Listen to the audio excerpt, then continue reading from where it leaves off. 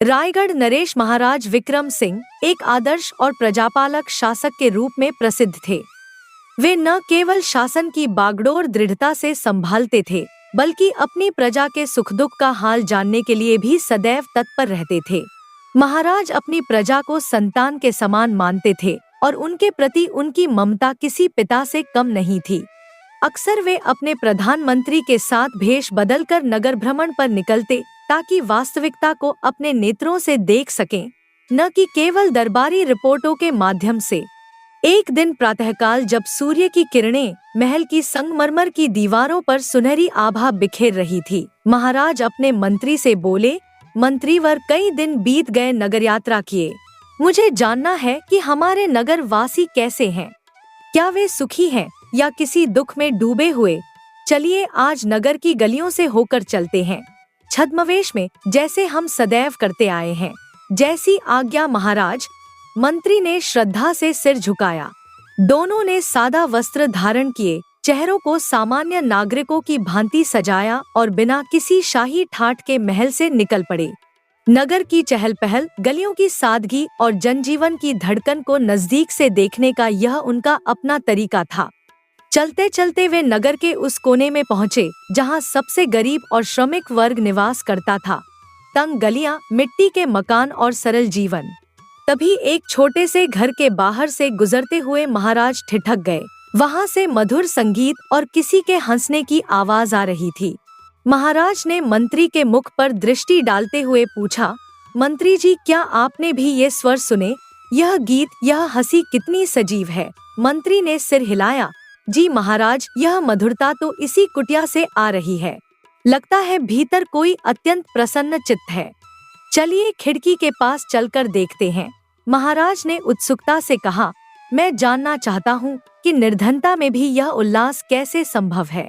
कौन है ये लोग जिनके पास भौतिक ऐश्वर्य नहीं, फिर भी उनके मन में संगीत और संतोष है? दोनों, महाराज विक्रम सिंह और उनके मंत्री, खिड़की के पास सावधानी से झुककर भीतर झांकते हैं। भीतर का दृश्य अत्यंत सरल किंतु हृदयस्पर्शी था। एक गरीब पति पत्नी मिट्टी के चूल्हे के पास दीपक की मंद लौ में हाथ जोड़कर ईश्वर की आराधना कर रहे थे। महाराज ने धीरे से कहा, मंत्रीवर, इन दोनों की दशा देखकर स्पष्ट है कि ये अत्यंत निर्धन हैं। घर की दीवारें टूटी हुई हैं, छत पर घासफूस का आवरण है और अंदर केवल आवश्यकता भर का ही सामान है। फिर भी इनके चेहरों पर अद्भुत संतोष है। मंत्री ने सहमति में सिर हिलाया। आप बिल्कुल सही कह रहे हैं महाराज, मैं भी यही सोच रहा था। ऐसी विपन्नता में भी इतना उल्लास, यह आंतरिक समृद्धि का प्रमाण है। उसी क्षण अचानक मंत्री का पांव खिड़की के पास रखी ईंटों की ढेरी से टकरा गया। ईंटें गिरते ही एक खटखट की आवाज हुई। भीतर से घबराई हुई आवाज आई, कौन है? कौन है वहाँ? महाराज ने बिना हिचक उत्तर दिया, हम यात्री हैं और यहाँ से गुजरते हुए ठहर गए थे। दोनों दरवाजे की ओर बढ़ते हैं।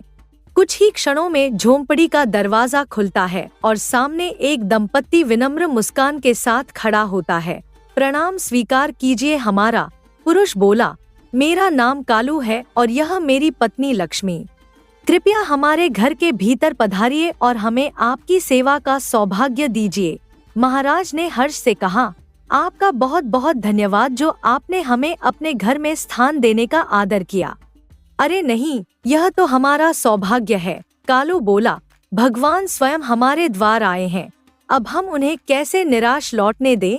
कालू ने लक्ष्मी से कहा, लक्ष्मी, हमारे भगवान आए हैं, उनके लिए भोजन परोस दो। लक्ष्मी ने मुस्कुराते हुए सिर हिलाया और भीतर चली गई।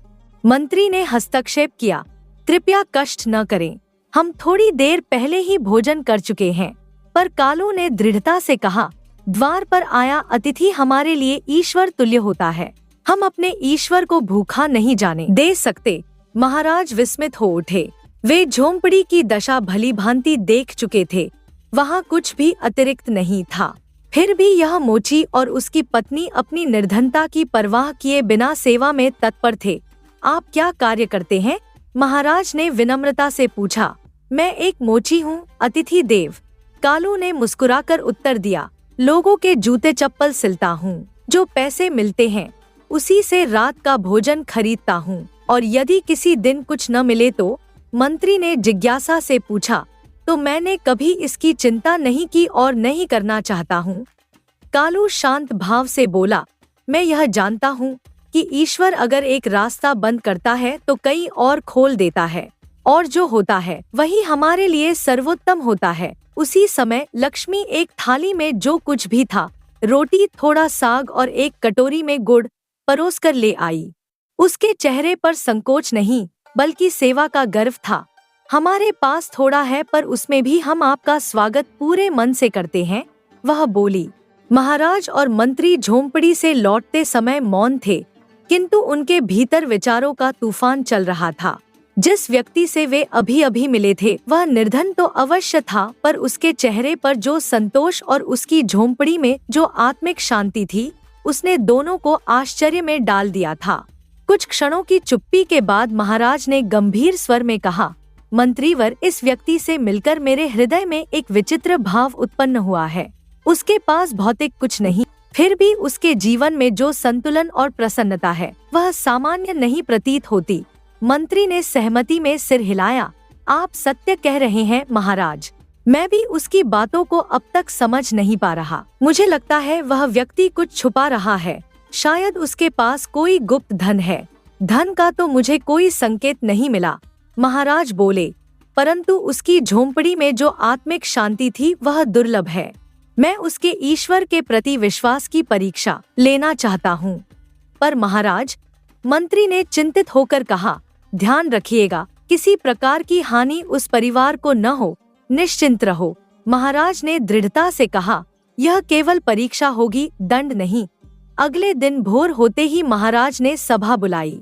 राजपुरोहितों, मंत्रियों और दरबारियों की उपस्थिति में उन्होंने आदेश दिया, नगर में यह घोषणा कर दी जाए कि आज से कोई भी व्यक्ति सड़कों पर जूते चप्पलों की मरम्मत नहीं कर सकता।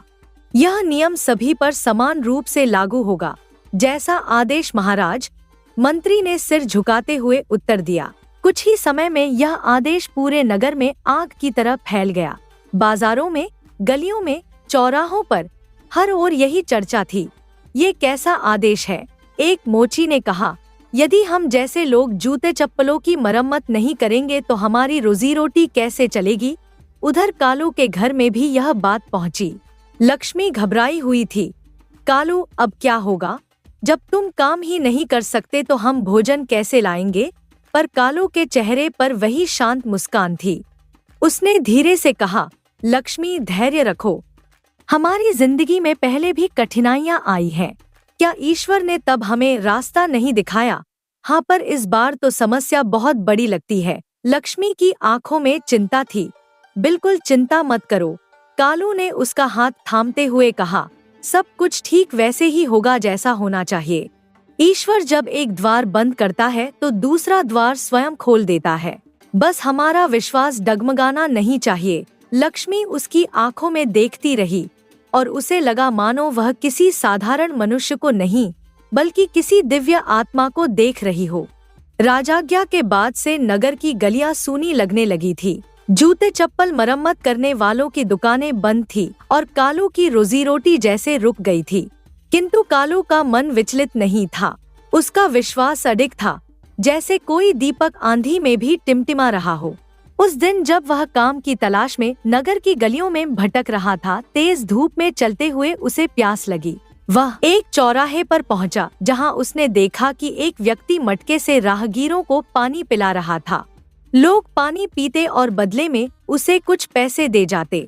कालू आश्चर्य से उसके पास गया और विनम्र स्वर में पूछा, भाई साहब, क्या मैं आपसे एक प्रश्न कर सकता हूँ? हाँ हाँ, क्यों नहीं। वह व्यक्ति मुस्कुराया। पूछिए, क्या जानना चाहते हैं? क्या पानी पिलाकर भी पैसे कमाए जा सकते हैं? अवश्य। वह व्यक्ति हंस पड़ा। मैं स्वयं इसका जीता जागता उदाहरण हूँ। देखिए, यही मेरा काम है और ईमानदारी से जितना मिलता है उतने में जीवन चलता है। कालू की आंखों में एक नई चमक आ गई। उसने हाथ जोड़कर उस व्यक्ति का धन्यवाद किया और तेजी से अपने घर की ओर लौट गया। कुछ ही देर में कालू अपने घर से एक मिट्टी का घड़ा और 2 लोटे लेकर निकल पड़ा। वह नगर के एक दूसरे चौराहे पर जा बैठा। सीधा, सच्चा और आत्मसम्मान से भरा। लोग आते, पानी पीते और जो बन पड़ा वह भेंट कर देते। कालू बिना किसी आग्रह के पूर्ण श्रद्धा से सबको जल पिलाता रहा। शाम होते होते उसका घड़ा खाली हो गया और जब उसने अपने पास रखे पैसे गिने तो वह भोजन के लिए पर्याप्त थे। उसी शाम महाराज विक्रम सिंह और उनके मंत्री पुनः कालू के घर पहुँचे, इस बार यह देखने के लिए कि उनकी परीक्षा का क्या परिणाम हुआ। कालू उन्हें देखकर प्रसन्न हो गया। आइए मित्रों, बहुत अच्छे समय पर आए हैं। भोजन तैयार है, कृपया हमारे साथ पंक्तिबद्ध होकर भोजन करें। मंत्री ने आश्चर्य से पूछा, मैं तो पूरे दिन तुम्हारे ही बारे में सोच रहा था। मुझे चिंता थी क्योंकि राजा ने जो फरमान निकाला है उसके बाद तुम्हारा क्या होगा। कालू मुस्कुराया, मित्र, राजा ने जो किया है अवश्य ही उसके पीछे कोई भलाई छिपी होगी, पर मैं तो समझ रहा था कि तुम नगर छोड़कर कहीं और चले जाओगे, क्योंकि जब तुम जूते चप्पल नहीं सिल सकोगे तो रोजी रोटी कैसे चलेगी। मित्र, ऐसा सोचना मेरे स्वभाव में नहीं है। मैं ईश्वर पर विश्वास करता हूँ। उन्होंने आज तक मुझे कभी भूखा नहीं रखा और आज भी नहीं रखा। पर भोजन, कल तुमने तो यही कहा था कि तुम दिन में जितना कमाते हो उसी से शाम का भोजन खरीदते हो। बिल्कुल सत्य कहा था। कालू शांत स्वर में बोला, आज मैंने जूते नहीं सिले बल्कि पानी पिलाया, और जो पैसा लोगों ने मुझे दिया उससे आज का भोजन खरीदा है। महाराज और मंत्री एक दूसरे का चेहरा देखने लगे, चकित, भाव विभोर और कहीं भीतर से प्रेरित। मंत्री ने धीरे से कहा, यह तो सचमुच अद्भुत है। आत्मसम्मान भी, सेवा भी और समाधान भी। कालू मुस्कुराया और बोला, हाँ मित्रों, यह काम छोटा हो सकता है लेकिन इससे हमारी आवश्यकताएं पूरी हो जाती हैं। और मुझे संतोष है कि मैंने किसी के आगे हाथ नहीं फैलाया। महाराज के मन में कालू के लिए अब केवल श्रद्धा थी। उन्होंने एक साधारण व्यक्ति में असाधारण आस्था, बुद्धिमत्ता और आत्मबल को देखा जो किसी भी राजा से कम नहीं था। भोजन के पश्चात महाराज विक्रम सिंह और उनके मंत्री कालू के घर से बाहर निकल आए। आकाश पर तारे चमक रहे थे और वातावरण में गहरी शांति थी, पर महाराज के मन में हलचल थी। महाराज ने चलते चलते गंभीर स्वर में कहा, मंत्रीवर, मुझे ऐसा प्रतीत होता है कि कालू की अभी तक की परीक्षा पर्याप्त नहीं थी। उसकी आस्था और धैर्य को और गहराई से परखना होगा। मंत्री चौंक पड़ा, जी महाराज, परंतु अब आप उसकी कौन सी परीक्षा लेना चाहते हैं? महाराज के चेहरे पर एक रहस्यमय मुस्कान उभरी। यह तुम कल सुबह दरबार में जानोगे। अगली सुबह राज दरबार में समस्त मंत्रीगण और दरबारियों की उपस्थिति में महाराज ने एक और आदेश जारी किया, मंत्रीवर, नगर में आज से यह घोषणा कर दी जाए कि कोई भी व्यक्ति सड़कों पर या चौराहों पर बैठकर पानी नहीं बेचेगा। जल जीवन है, यह ईश्वर की देन है और इसे मूल्य लेकर बेचना उचित नहीं। जैसी आज्ञा महाराज, मंत्री ने कहा और तुरंत आदेश नगर भर में प्रसारित करवा दिया। थोड़ी ही देर में यह आदेश भी पूरे नगर में फैल गया। लोग चौंक उठे। पहले जूते चप्पल सिलने पर रोक और अब पानी बेचने पर भी प्रतिबंध। उधर कालू के घर में यह समाचार जब पहुंचा तो लक्ष्मी के चेहरे पर चिंता की रेखाएं उभर आईं। यह तो बहुत बड़ा संकट है कालू, अब हम क्या करेंगे? जूते सिलने का काम गया और अब पानी भी नहीं बेच सकते। पर कालू हमेशा की तरह शांत था। उसने पत्नी के कांपते स्वर में ढांढस भरते हुए कहा, लक्ष्मी, चिंता मत करो। जब जूते नहीं सिल सका तो पानी पिलाया, जब अब वह भी नहीं कर सकता तो निश्चित ही ईश्वर ने हमारे लिए कुछ और सोच रखा होगा। हर बार की तरह इस बार भी कोई नया रास्ता खुलेगा। उसी समय कालू की नजर एक लकड़हारे पर पड़ी जो पास के जंगल से लकड़ियां काट कर ला रहा था। उसकी आंखों में एक विचार आया और वह तुरंत उस आदमी के पास जा पहुंचा। भाई साहब, कालू ने नम्रता से कहा, क्या मैं आपसे एक प्रश्न कर सकता हूँ? हाँ हाँ, क्यों नहीं, पूछो, क्या पूछना चाहते हो? लकड़हारे ने मुस्कुराकर कहा, क्या लकड़ियाँ बेचकर भी जीविका चलाई जा सकती है? लकड़हारे ने सीधा उत्तर दिया, अवश्य, पर इसमें मेहनत बहुत लगती है। तुम्हारे हाथों में ताकत और पीठ में सहन शक्ति होनी चाहिए। लकड़ियाँ काटनी पड़ती हैं, उन्हें कंधे पर ढोना होता है और फिर बाजार तक ले जाकर बेचना होता है। यदि मेहनत करने की तैयारी हो तो रोटी कोई दूर नहीं है। कालू ने उसकी आंखों में देखकर सिर हिलाया और चुपचाप वहां से चल पड़ा। उसके मन में अब एक और आशा का दीप जल चुका था। जहां लोग परिस्थिति को हार समझ बैठते हैं, वहीं कालू हर बंद दरवाजे के पीछे एक नए अवसर की दस्तक सुन लेता था। कालू चुपचाप लकड़हारे की बातों को सोचता हुआ घर लौट आया। उसने लक्ष्मी से कुछ नहीं कहा, बस एक टोकरी, कुल्हाड़ी और एक पुराना रस्सी का गट्ठा उठाया और अगली सुबह भोर होने से पहले ही जंगल की ओर निकल पड़ा। सूरज की पहली किरणें जब पेड़ों की फुनगियों को छू रही थी, तब कालू जंगल में गहराई तक जा चुका था। उसके हाथों में पहली बार कुल्हाड़ी थी। न रोटी की गारंटी थी, न आराम का ठिकाना, मगर उसकी आंखों में आत्मविश्वास था और दिल में वही पुराना विश्वास, ईश्वर ने जब यहाँ तक पहुँचाया है तो आगे भी राह दिखाएगा। शुरुआत में कुल्हाड़ी पकड़ना भी कठिन लग रहा था। हथेलियां छिल गई, कांधे पर बोझ उठा नहीं, पसीना चेहरे से टपक रहा था, पर वह रुका नहीं। घंटों की मेहनत के बाद वह लकड़ियों का एक छोटा सा गट्ठा बांध सका। शाम तक उसने उस गट्ठे को कंधे पर उठाया और नगर के उसी चौराहे पर जा बैठा जहां कल तक वह पानी पिलाया करता था। राह चलते लोगों ने देखा, वही व्यक्ति पर आज नया काम। भाई, लकड़ियां कितने की दोगे? जो आपको उचित लगे। कालू का वही शांत उत्तर। कुछ ही देर में उसका गट्ठा बिक गया। जो पैसे मिले उससे रात का भोजन आ गया। रात्रि का समय था। आकाश में चंद्रमा मंद मुस्कान लिए चमक रहा था और नगर धीरे धीरे निस्तब्धता की चादर ओढ़ चुका था। उसी नीरवता में महाराज विक्रम सिंह और उनके मंत्री एक बार फिर छद्मवेश में कालू की झोंपड़ी की ओर बढ़ रहे थे। कालू उन्हें द्वार पर देखकर तुरंत पहचान गया। उसकी आंखों में स्नेह और आदर के भाव थे। आइए मित्रों, इस रात भी आपका आगमन मेरे लिए सौभाग्य की बात है, महाराज ने चिंता भरे स्वर में कहा। कालू, आज मैंने फिर एक नई राजाज्ञा सुनी और उसी क्षण मेरे मन में चिंता उठी कि कहीं तुम्हें कोई कठिनाई तो नहीं हो रही। अब तुम क्या करोगे? कालू ने वही पुरानी शांत मुस्कान के साथ उत्तर दिया। मित्र, मुझे किसी प्रकार की चिंता नहीं है, मैं पूर्ववत संतुष्ट हूँ। मंत्री चकित होकर बोले, संतुष्ट? परंतु अब तुम्हारा जूते सिलने का काम नहीं रहा, न पानी बेचने की अनुमति है, तुम्हारे पास कोई बचत भी नहीं है, फिर भोजन की व्यवस्था कैसे होती है? मैंने एक नया व्यवसाय प्रारंभ किया है, कालू ने सहज भाव से कहा। नया व्यवसाय? कैसा? महाराज ने उत्सुक होकर पूछा। अब मैं जंगल से लकड़ियां काट कर लाता हूँ, उन्हें बाजार में बेचता हूँ, दिन भर मेहनत करता हूँ, लकड़ियां इकट्ठा करता हूँ और शाम होते ही उन्हें बाजार में बेचकर जो धन प्राप्त होता है उससे चावल और आवश्यक सामग्री लेकर घर लौटता हूँ। महाराज कुछ क्षणों तक मौन रहे। कालू के चेहरे पर चमक थी, पर वह चमक धन की नहीं थी, आत्मबल और संतोष की थी। महाराज ने कुछ नहीं कहा और बिना भोजन किए ही मौन मुद्रा में झोंपड़ी से बाहर निकल आए। रास्ते में मंत्री ने महाराज की ओर देखा और पूछा, महाराज, क्या आप कुछ सोच रहे हैं? महाराज ने गहरी सांस लेकर उत्तर दिया, मंत्रीवर, यह व्यक्ति कोई साधारण इंसान नहीं है। यह जिस प्रकार हर बार विपत्ति को अवसर में बदलता है, वह मुझे विस्मित करता है। इतनी विपरीत परिस्थितियों में भी यह अपनी श्रद्धा, संतुलन और शांति नहीं खोता।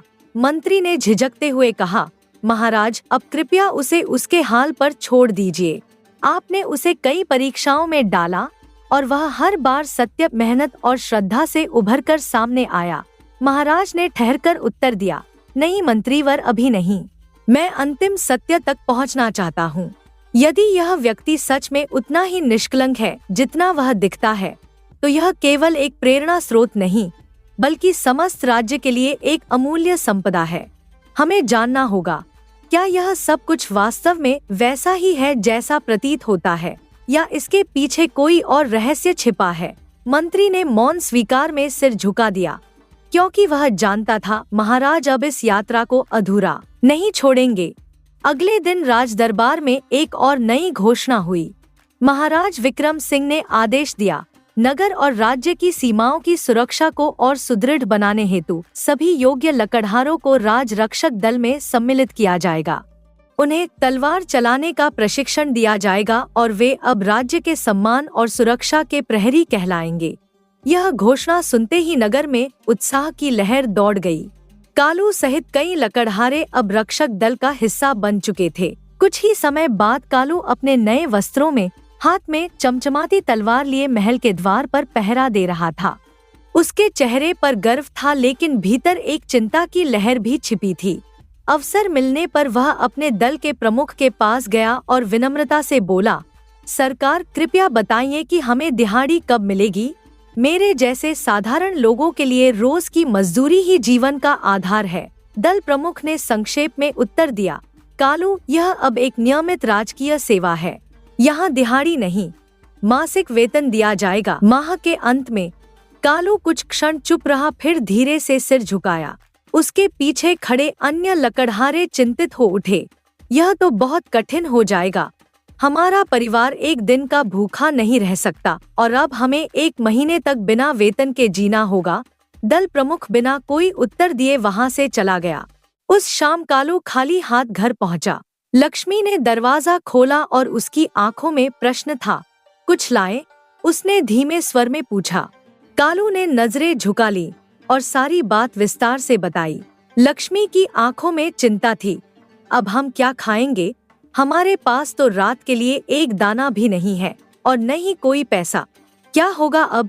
कालू कुछ देर मौन रहा, फिर एकाएक उठ खड़ा हुआ और दृढ़ स्वर में बोला, तुम चिंता मत करो, मैं अभी पैसों का इंतजाम करके आता हूँ। वह घर से निकल पड़ा। कुछ समय बाद कालू नगर के सुनार के पास पहुंचा। उसके हाथ में वही चांदी की तलवार थी जो उसे रक्षक दल में दी गई थी, उसकी शान और पहचान। भाई साहब, कालू ने कहा, इस तलवार को तौल दीजिए और जितना मूल्य बनता हो दे दीजिए। सुनार ने तलवार की बारीकी से जांच की और चुपचाप चांदी के मूल्य के अनुसार कुछ स्वर्ण मुद्राएं कालू को सौंप दी। उस राशि से कालू ने अनाज, दाल, तेल, नमक और रसोई के सभी आवश्यक सामान खरीदे, एक पूरे माह के लिए। वह थकावट के बावजूद एक आत्मसंतोष के साथ घर लौटा। लक्ष्मी, उसने मुस्कुराते हुए कहा, यह एक महीने का राशन है। अब जब महीने के अंत में वेतन मिलेगा तो हम फिर से अगले महीने के लिए प्रबंध कर लेंगे। लक्ष्मी की आंखों में आंसू थे, लेकिन अब वे आंसू चिंता के नहीं, कृतज्ञता और प्रेम के थे। वह प्रसन्नता से रसोई में लग गई। उधर कालू शांत होकर बैठा और लकड़ी का एक टुकड़ा उठाकर उस पर नजरें गड़ा दी। फिर उसने कुल्हाड़ी और छेनी उठाई और लग गया उस लकड़ी को तराशने में। वह एक वैसी ही तलवार बना रहा था, हूबहू वैसी जैसी उसने बेची थी। उसके हाथ चलते रहे और मन में एक ही भावना गूंज रही थी, कर्तव्य के लिए त्याग किया जा सकता है, पर आत्मसम्मान को कभी नहीं छोड़ा जा सकता। अगले दिन जब कालू अपनी लकड़ी से तराशी हुई तलवार को लेकर काम पर पहुंचा, तो वह पहले की ही तरह निष्ठा से महल के द्वार पर खड़ा हो गया। चांदी की तलवार की जगह अब एक साधारण लकड़ी की तलवार थी, मगर उसमें नक्काशी, चमक और गरिमा वैसी ही थी जैसे वह असली शाही तलवार हो। कुछ रक्षकों की नजर उस तलवार पर पड़ी। एक ने हंसते हुए कहा, अरे कालू, यह कैसी तलवार है, लकड़ी की। दूसरे ने चुटकी ली, शायद असली वाली बेच दी होगी। अब लकड़ी की तलवार से दुश्मन भगाओगे? लेकिन कालू चुप रहा। उसने मुस्कुराकर सिर झुकाया और अपने स्थान पर खड़ा रहा, जैसे कुछ भी सुना ही न हो। मगर उस समय महल की ऊपरी मंजिल से महाराज विक्रम सिंह सब देख रहे थे। उनकी आंखें धीरे धीरे गंभीर हो उठी। उन्होंने तुरंत मंत्री को बुलवाया। मंत्रीवर, महाराज बोले, क्या आप जानते हैं कि कालू ने अपनी चांदी की तलवार बेच दी है और अब उसके पास लकड़ी की बनी हुई प्रतिकृति है? मंत्री थोड़े चकित हुए। महाराज, यह कैसे संभव है? वह तो रक्षक दल का हिस्सा है। महाराज बोले, मैंने स्वयं देखा है। वह अपने काम पर उसी श्रद्धा से खड़ा है, परंतु उसके हाथ में अब चांदी नहीं बल्कि लकड़ी है। मुझे संदेह नहीं, उसमें कोई चालाकी नहीं है। जरूर कोई बड़ी वजह रही होगी। क्या आपको पता लगवाना है? मंत्री ने पूछा। नहीं, महाराज मुस्कुराए। अब समय आ गया है कि हम स्वयं जाकर उससे जानें। अगली शाम का समय था। आकाश सिंदूरी हो चला था और महल की चुप्पी में एक विशेष प्रकार की प्रतीक्षा थी। महाराज विक्रम सिंह और मंत्री एक बार फिर छद्मवेश में कालू के निवास पर पहुँचे। इस बार कुछ अलग था। कालू झोंपड़ी के बाहर बैठा था और उसकी मधुर आवाज में एक भजन सा गीत गूंज रहा था। प्रभु जो दे वही सही है, जो नहीं दे वो भी सही है। महाराज ठिठक गए। मंत्री ने मुस्कुराकर कहा, महाराज लगता है आज कालू कुछ अधिक ही प्रसन्न है। महाराज बोले, अजीब है, मैंने तो सोचा था कि वह चिंतित होगा। मैंने स्वयं नया आदेश दिया है। राजमहल के रक्षक दल को वेतन केवल माह के अंत में मिलेगा। फिर भी वह इतना शांत कैसे? महाराज आगे बने और सहज स्वर में पूछा, मित्र आज तो तुम्हारे मुख पर असाधारण प्रसन्नता है। मैं समझा था कि तुम चिंता में डूबे होगे। अब तो रक्षक दल में नियुक्त हो गए हो, पर वहाँ वेतन महीने के अंत में मिलता है। तब तक भोजन कैसे चलाओगे? कालू ने सिर झुकाया, फिर हौले से मुस्कुराया। मित्र, मैंने जो चांदी की तलवार पाई थी उसे बेच दिया और उसके स्थान पर लकड़ी की हूबहू वैसी ही तलवार बना ली। जो मूल्य मिला उससे 1 महीने का राशन ले आया। अब मेरे पास भोजन भी है और सेवा का सौभाग्य भी।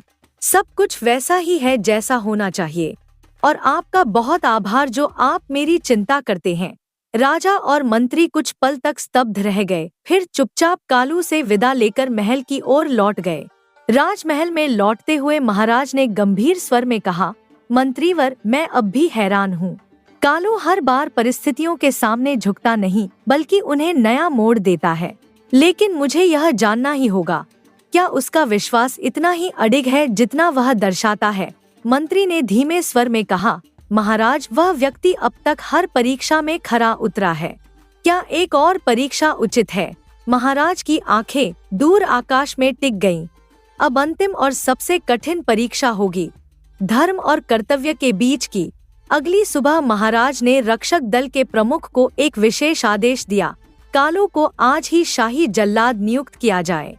उसे बताया जाए कि राज्य के एक चोर को मृत्युदंड दिया गया है और यह दंड आज ही उसकी तलवार से सार्वजनिक रूप से क्रियान्वित होना है। आदेश मिलने के बाद दल प्रमुख सीधे कालू के पास पहुंचा और कठोर स्वर में कहा, कालू, महाराज का विशेष आदेश है। आज से तुम शाही जल्लाद नियुक्त किए गए हो। एक अपराधी को मृत्युदंड मिला है और उसकी गर्दन तुम्हें अपनी तलवार से अलग करनी होगी। कालू के चेहरे का रंग फीका पड़ गया। उसकी हथेलियों में तलवार कांपने लगी। कुछ क्षणों का मौन था, फिर वह धीमे स्वर में बोला, प्रमुख जी, मैंने आज तक कभी किसी का सिर नहीं काटा और मैं यह करना भी नहीं चाहता। क्या इस कार्य से बचने का कोई विकल्प नहीं है? दल प्रमुख ने शुष्क उत्तर दिया, यह महाराज का आदेश है, इसका पालन अनिवार्य है। आज दोपहर नगर चौक पर यह दंड पूर्ण होना चाहिए। अब कालू के सामने धर्म और आदेश की टकराहट थी। एक और राजा का हुक्म और दूसरी ओर उसकी आत्मा की पुकार। क्या वह एक निर्दोष की जान लेगा या एक बार फिर सच्चाई की राह पर खड़ा रहेगा? धूप धीरे धीरे नगर के मध्य चौक पर उतर रही थी।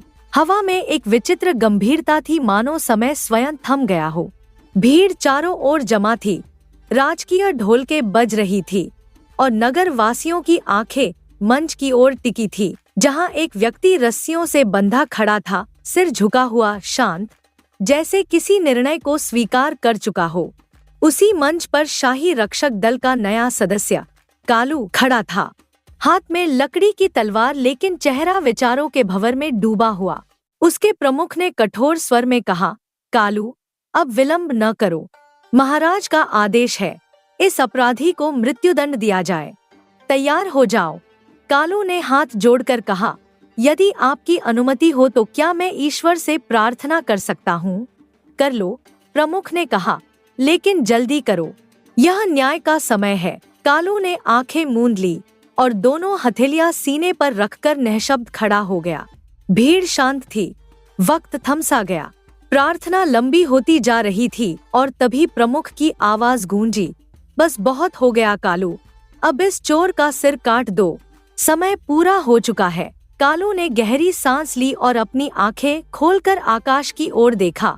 हे ईश्वर, उसने ऊंचे स्वर में कहा, यदि यह व्यक्ति सच में दोषी है तो मेरी लकड़ी की तलवार में इतनी शक्ति भर देना कि वह इस अपराधी का सिर एक ही वार में अलग कर दे। पर यदि यह निर्दोष है तो मेरी तलवार की धार लकड़ी से भी कोमल हो जाए और किसी का भी अहित न कर सके। यह कहकर उसने अपनी लकड़ी की तलवार उठाई, दोनों हाथों से सम्मान के साथ आकाश की ओर। तलवार की नोक हवा चीरती हुई झुकी और वह झुकने ही वाला था कि भीड़ में अचानक एक आवाज गूंजी, रुको। सबकी निगाहें मुड़ी और वहां भीड़ को चीरते हुए स्वयं महाराज विक्रम सिंह प्रकट हुए। महाराज मुस्कुरा रहे थे, उनकी आंखों में गर्व था। आज यहाँ किसी की गर्दन नहीं कटेगी। उन्होंने स्पष्ट और ऊंचे स्वर में कहा, यह जो खड़ा है यह कोई अपराधी नहीं, यह मेरा ही सेवक है। यह पूरी व्यवस्था मेरी बनाई हुई परीक्षा थी।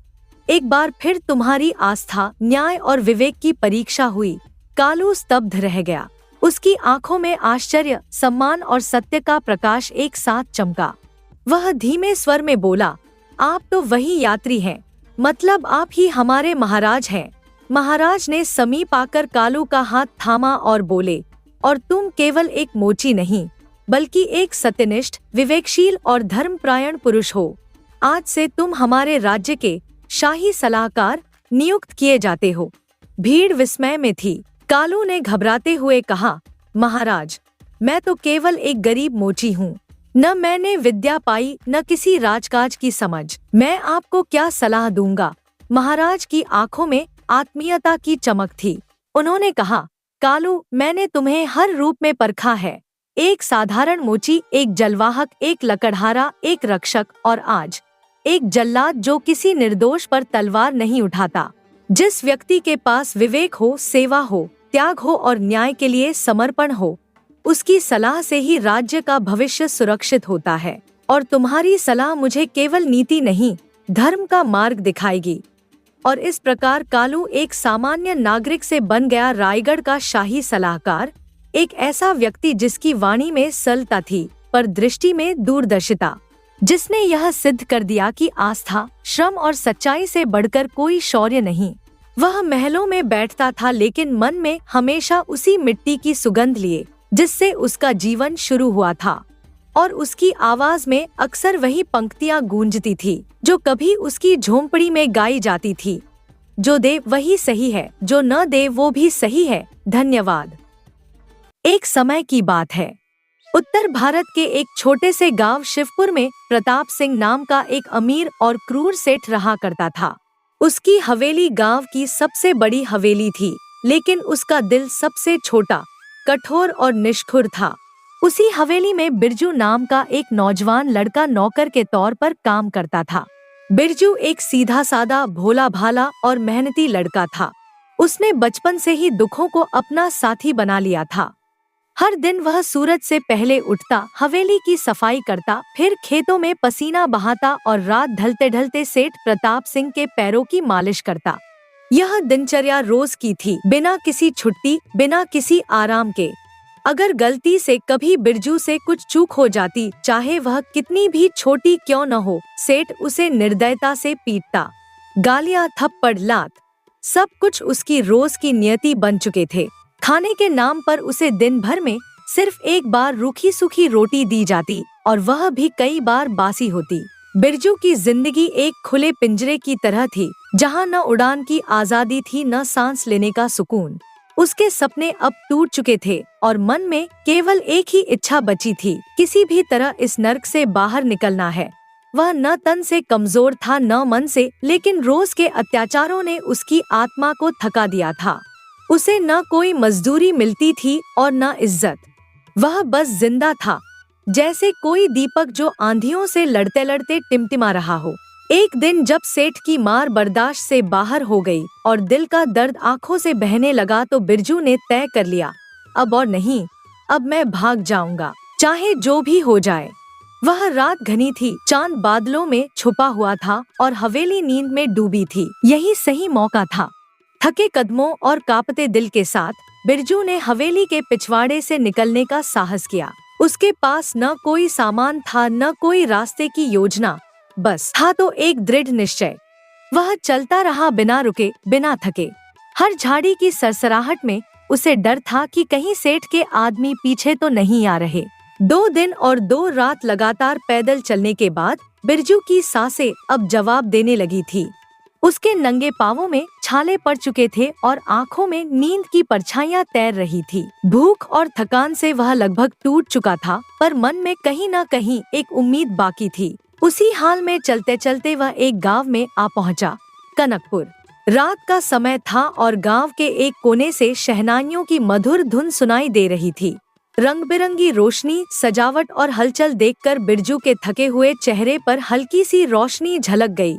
शायद कोई शादी हो रही है, उसने मन में सोचा। अगर थोड़ी देर वहां चला जाओ तो कुछ खाने को मिल जाएगा। 2 दिन से पेट खाली है। बिना किसी झिझक के वह धीरे धीरे उस भीड़ की ओर बढ़ा जहां बारात का स्वागत हो रहा था। वह भी भीड़ में घुल मिल गया, जैसे वह भी किसी रिश्तेदार का दोस्त हो। जैसे ही वह अंदर पहुंचा, उसने देखा कि पंडाल के कोने में कुछ हलचल हो रही है। उत्सव के बीच में एक नौजवान लड़का जमीन पर बेहोश पड़ा था। कुछ लोग उसे हवा दे रहे थे, कोई पानी के छींटे मार रहा था। बिरजू चौंका। यह क्या हुआ इसे? उसने पास खड़े एक आदमी से पूछा। उसी वक्त एक वृद्ध सफेद दाढ़ी वाले सज्जन व्यक्ति उसके पास आए और हाथ जोड़ते हुए बोले, बेटा जरा इधर चलो, मुझसे थोड़ी बात करनी है। बिरजू उनके साथ चुपचाप एक ओर चला गया। वृद्ध ने उसकी आंखों में झांकते हुए धीमे स्वर में कहा, तुम कौन हो बेटा? तुम बारातियों में से तो नहीं लगते। मैं सबको पहचानता हूँ, ये बारात मैंने ही लाई है। बिरजू सच्चा था, छलक पर जानता ही नहीं था। सिर झुकाते हुए बोला, बाबूजी मैं तो राहगीर हूँ, भूखा था, 2 दिन से कुछ खाया नहीं। सोचा कि शादी है, शायद कुछ मिल जाए खाने को, इसीलिए यहाँ चला आया। वृद्ध ने उसकी पीठ पर हाथ रखा और गहरी सांस लेते हुए कहा, बेटा मेरी इज्जत अब तुम्हारे हाथ में है, केवल तुम ही मुझे इस मुसीबत से निकाल सकते हो।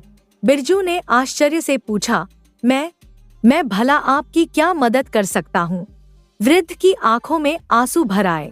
कांपते स्वर में उन्होंने कहा, जो लड़का बेहोश पड़ा है वो मेरा बेटा है। आज उसी की शादी है, लेकिन उसे मिर्गी का दौरा पड़ा है और जब एक बार दौरा आता है तो उसे 4-5 घंटे तक होश नहीं आता। अगर लड़की वालों को इस बीमारी की भनक भी लग गई तो यह रिश्ता टूट जाएगा। मेरी जिंदगी की सारी इज्जत मिट्टी में मिल जाएगी और बारात खाली हाथ लौटेगी। पर इसमें मैं क्या कर सकता हूँ? बिरजू ने फिर पूछा, तुम बस थोड़ी देर के लिए दूल्हा बन जाओ, बस 7 फेरे ले लो उस लड़की के साथ, बाकी सब मैं संभाल लूंगा। बिरजू घबरा गया। नहीं, ये तो बहुत गलत बात है। वृद्ध ने अपनी जेब से एक छोटी थैली निकाली और बिरजू की हथेली पर रख दी। थैली में चमकती हुई 50 सोने की मोहरें थी। ये लो बेटा, 50 सोने की मोहरें और साथ ही मेरी दुआएं। तुम चाहो तो इसी गांव में नई जिंदगी शुरू कर सकते हो, बस थोड़ी देर के लिए मेरी इज्जत बचा लो। बिरजू की आंखें उन मोहरों की चमक में डूब गईं। भूख, थकान और गरीबी के बीच वह प्रस्ताव उसे किसी स्वर्ग के द्वार जैसा लगा। दिल में थोड़ी हिचक जरूर थी, लेकिन हालात ने उसकी नैतिकता से समझौता करवा दिया। ठीक है बाबूजी, बिरजू ने धीरे से कहा, मैं तैयार हूँ, बताइए मुझे क्या करना होगा। वृद्ध की आंखों में राहत की चमक दौड़ गई। उन्होंने आगे बढ़कर बिरजू को गले लगा लिया। तुमने मेरी लाज रख ली बेटा, अब सब ठीक हो जाएगा। जब बिरजू ने उस वृद्ध का प्रस्ताव स्वीकार कर लिया तो जैसे उसकी किस्मत ने एक नई करवट ली। उसे सुंदर दूल्हे के वस्त्र पहनाए गए, रेशमी कुर्ता, सुनहरी जरी की धोती, गले में भारी हार और सिर पर चमकता हुआ सेहरा। जब वह आईने के सामने खड़ा हुआ तो खुद को पहचान नहीं सका। क्या सच में मैं ही हूँ? उसकी आंखों में एक अजीब सी चमक थी। पहली बार वह अपने आप को किसी राजकुमार जैसा महसूस कर रहा था। सजीद जी बारात जब कनकपुर की गलियों से होकर लड़की के घर पहुंची तो वहां स्वागत की धूम मच गई। ढोलन गाड़ों की थाप, फूलों की वर्षा और उल्लास से भरे चेहरे, सब कुछ किसी सपने जैसा लग रहा था। लड़की का नाम लता था, शालीन, सुंदर और विनम्र स्वभाव की। जब दोनों के फेरे शुरू हुए तो पूरे गांव की निगाहें उस जोड़े पर टिकी थी। अग्नि के 7 फेरे, मंत्रों की गूंज और फूलों की महक के बीच एक अजनबी रिश्ता जुड़ गया। एक ऐसा रिश्ता जो सच्चाई से कोसों दूर था। फेरे पूरे होने के बाद लता के पिता ने मुस्कुराते हुए कहा, भाई साहब, हमारे यहाँ एक परंपरा है। वरवधू को पूर्वजों की पूजा एकांत में करनी होती है ताकि वे अपने आशीर्वाद प्रदान करें। बिरजू और लता को एक सजे हुए कमरे में अकेले भेज दिया गया। जैसे ही दरवाजा बंद हुआ, बिरजू ने चैन की सांस ली और सिर से सेहरा हटा दिया। हे भगवान, भूख से मेरा बुरा हाल है। आया ही था खाने के लिए और यहाँ दूल्हा बना दिया गया। लता चौंकी। उसकी आंखों में आश्चर्य था। क्या पिताजी ने जो मिठाई और रोटियां भेजी थी वो आपको पसंद नहीं आई? बिरजू झेंपते हुए बोला, नहीं, ऐसी बात नहीं है। बस सब लोग इतने व्यस्त थे कि कोई मुझे खाने के लिए बुलाना ही भूल गया। और सच कहूँ तो मैंने 2 दिन से कुछ खाया ही नहीं। लता ने उसकी ओर देखा। वह भूख उसकी आंखों में साफ झलक रही थी।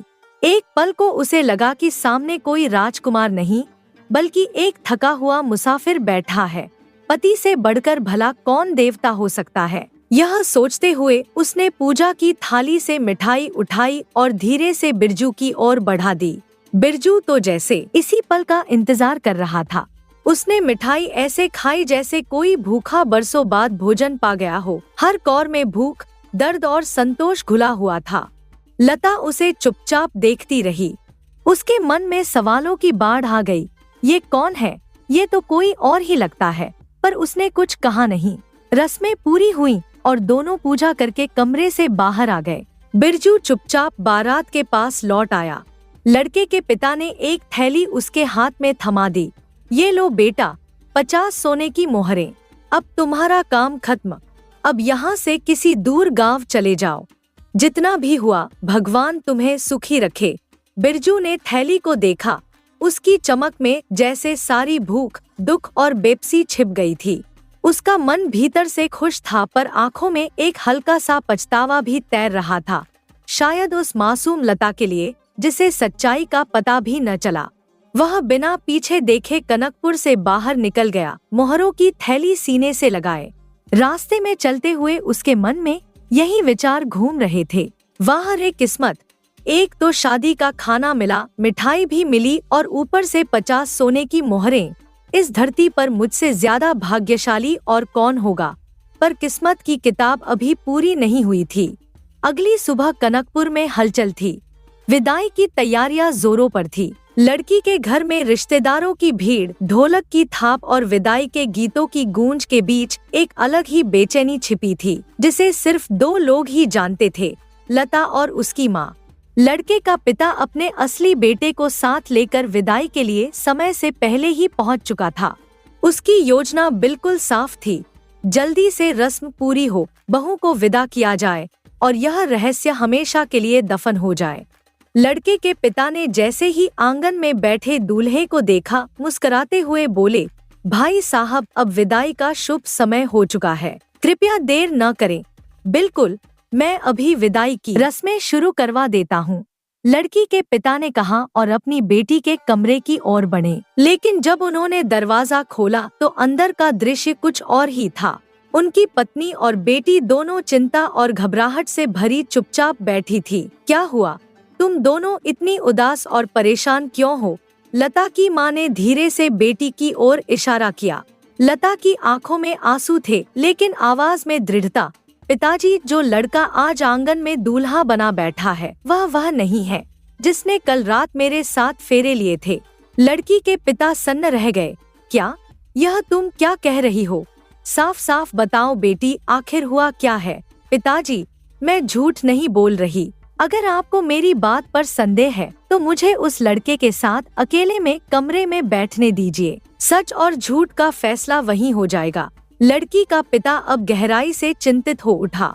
वह तुरंत लड़के के पिता के पास गया और संकोच से कहा, मेरी बेटी आपके बेटे से कुछ निजी बात करना चाहती है। क्या आप उसे थोड़ी देर के लिए कमरे में भेज सकते हैं? लड़के का पिता सहम गया। चेहरे पर पसीना आ गया, लेकिन बात बिगड़ने के डर से उसने हामी भर दी। कुछ देर बाद वह लड़का लता के सामने बैठा था। लता की आंखें उसकी आंखों में सीधी झांक रही थी, जैसे जवाब खींच लेना चाहती हूँ। कल रात जब हमने देवताओं की पूजा की थी, तब हमने कुछ बातें की थी। क्या तुम्हें वह याद है? लड़का थोड़ा हिचकिचाया, फिर अंदाजा लगाते हुए बोला, हाँ हाँ, तुमने कहा था आओ देवताओं की पूजा करें। लता ने आगे पूछा, क्या उस समय तुम्हें भूख नहीं लगी थी? लड़का बेखौफ मुस्कुराया, नहीं नहीं, कैसी भूख, मैंने तो बारात के साथ अच्छे से खाना खाया था, पेट भरकर।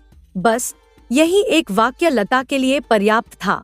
उसे यकीन हो गया कि यह वही लड़का नहीं है जिसने उसके साथ 7 फेरे लिए थे, जो रात को पूजा के समय भूख से तड़प रहा था। लता तेजी से कमरे से बाहर निकली और पिता के सामने आकर बोली, पिताजी, यह वह लड़का नहीं है जिसने मेरे साथ कल रात फेरे लिए थे, यह कोई और है। उसके पिता के चेहरे का रंग बदल गया। वे तुरंत लड़के के पिता के पास पहुँचे और क्रोधित स्वर में बोले, आप लोगों ने हमारे साथ बहुत बड़ा धोखा किया है, सच सच बताइए, वह असली दूल्हा कहाँ है? अब सच्चाई के बोझ से लड़के का पिता घबरा गया। लड़का भी डर के मारे कांपने लगा और तभी उसे मिर्गी का तेज दौरा पड़ गया। वह जमीन पर गिर पड़ा, उसका शरीर थरथराने लगा।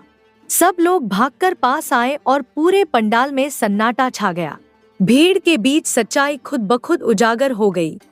आखिरकार लड़के के पिता ने कांपते हुए कबूल कर ही लिया, हाँ, हमने झूठ बोला, असली दूल्हा बीमार था, इसलिए मजबूरी में हमने किसी और को रात में दूल्हा बनाकर भेज दिया था। लड़की के पिता की आंखें गुस्से से लाल हो गईं। धोखा देने वालों के साथ रिश्ता नहीं रखा जाता। अब यह शादी नहीं होगी। अभी के अभी अपनी बारात लेकर यहाँ से चले जाइए, वरना अच्छा नहीं होगा। बात बढ़ती देख बारातियों ने समझदारी से काम लिया और लड़के का पिता शर्मिंदा होकर चुपचाप बारात को वापस ले गया, बिना दुल्हन के, बिना इज्जत के। कनकपुर से विदा होने के बाद जब बिरजू अपनी मोहरों की थैली सीने से लगाए एक नई जिंदगी की तलाश में चल पड़ा, तो रास्ता उसे एक गहरे जंगल की ओर ले गया। यह जंगल शांत था परंतु रहस्यमय था। वहाँ की हवा में प्रकृति की पवित्रता और प्राचीनता की सुगंध थी। जंगल के बीचों बीच उसे एक कुटिया दिखाई दी। नीम और पीपल के घने पेड़ों के नीचे बसी एक छोटी सी कुटिया, जिसके सामने धुएं की एक लकीर उठ रही थी। यह एक साधु का आश्रम था। बिरजू कुटिया के पास पहुंचा और हाथ जोड़कर बोला, प्रणाम साधु महाराज। साधु ने ध्यान से उसकी ओर देखा और पूछा, कौन हो वत्स, और इस वन में क्या कर रहे हो? बिरजू ने अपने जीवन की पूरी कथा, शिवपुर की गुलामी, कनकपुर की शादी का नाटक और अपने भाग्य की उलझने एक एक करके उस तपस्वी को सुना दी। साधु महाराज उसकी भोली सच्चाई और दुख की गहराई से अत्यंत प्रभावित हुए। हनुमा, इतना सरल और निष्कलंक हृदय इस कलयुग में दुर्लभ है। ठीक है वत्स, तुम यहीं रहो, यह आश्रम अब तुम्हारा भी है। उस दिन से बिरजू ने आश्रम को ही अपना घर बना लिया। वह पूरे मन से सेवा करता, जल लाता, लकड़ी काटता, कुटिया की सफाई करता और साधु महाराज की सहायता करता। इसी तरह समय बीतता गया। साधु महाराज ने उसे दुर्लभ जड़ी बूटियों और आयुर्वेदिक औषधियों का सेवन कराना शुरू किया।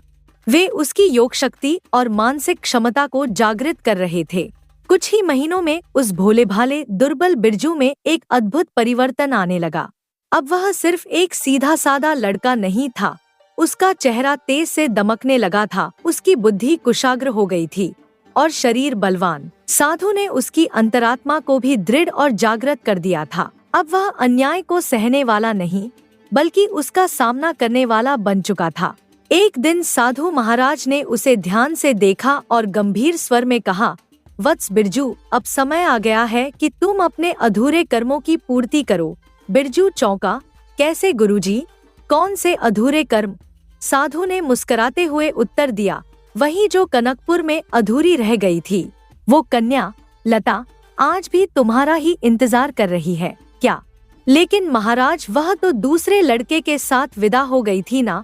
साधु ने सिर हिलाया, नहीं वत्स, वह तुम्हारे सिवा किसी और को अपना पति मान ही नहीं सकी। जिस रात सच्चाई सामने आई, बारात खाली हाथ लौट गई थी और आज वही लता और उसका परिवार बहुत कष्ट में है। उन्हें तुम्हारी सबसे ज्यादा जरूरत है। बिरजू की आंखों में चिंता झलकने लगी। कैसा कष्ट गुरुजी? साधु का चेहरा गंभीर हो गया। लता के पिता ने उसकी शादी के समय एक लालची सेठ से उधार लिया था और खेत गिरवी रखा था, पर उस सेठ ने धोखे से खाली कागजों पर दस्तखत करवा लिए। अब वह उनका खेत ही नहीं बल्कि उनका घर भी हड़प चुका है। यह तो सरासर अन्याय है।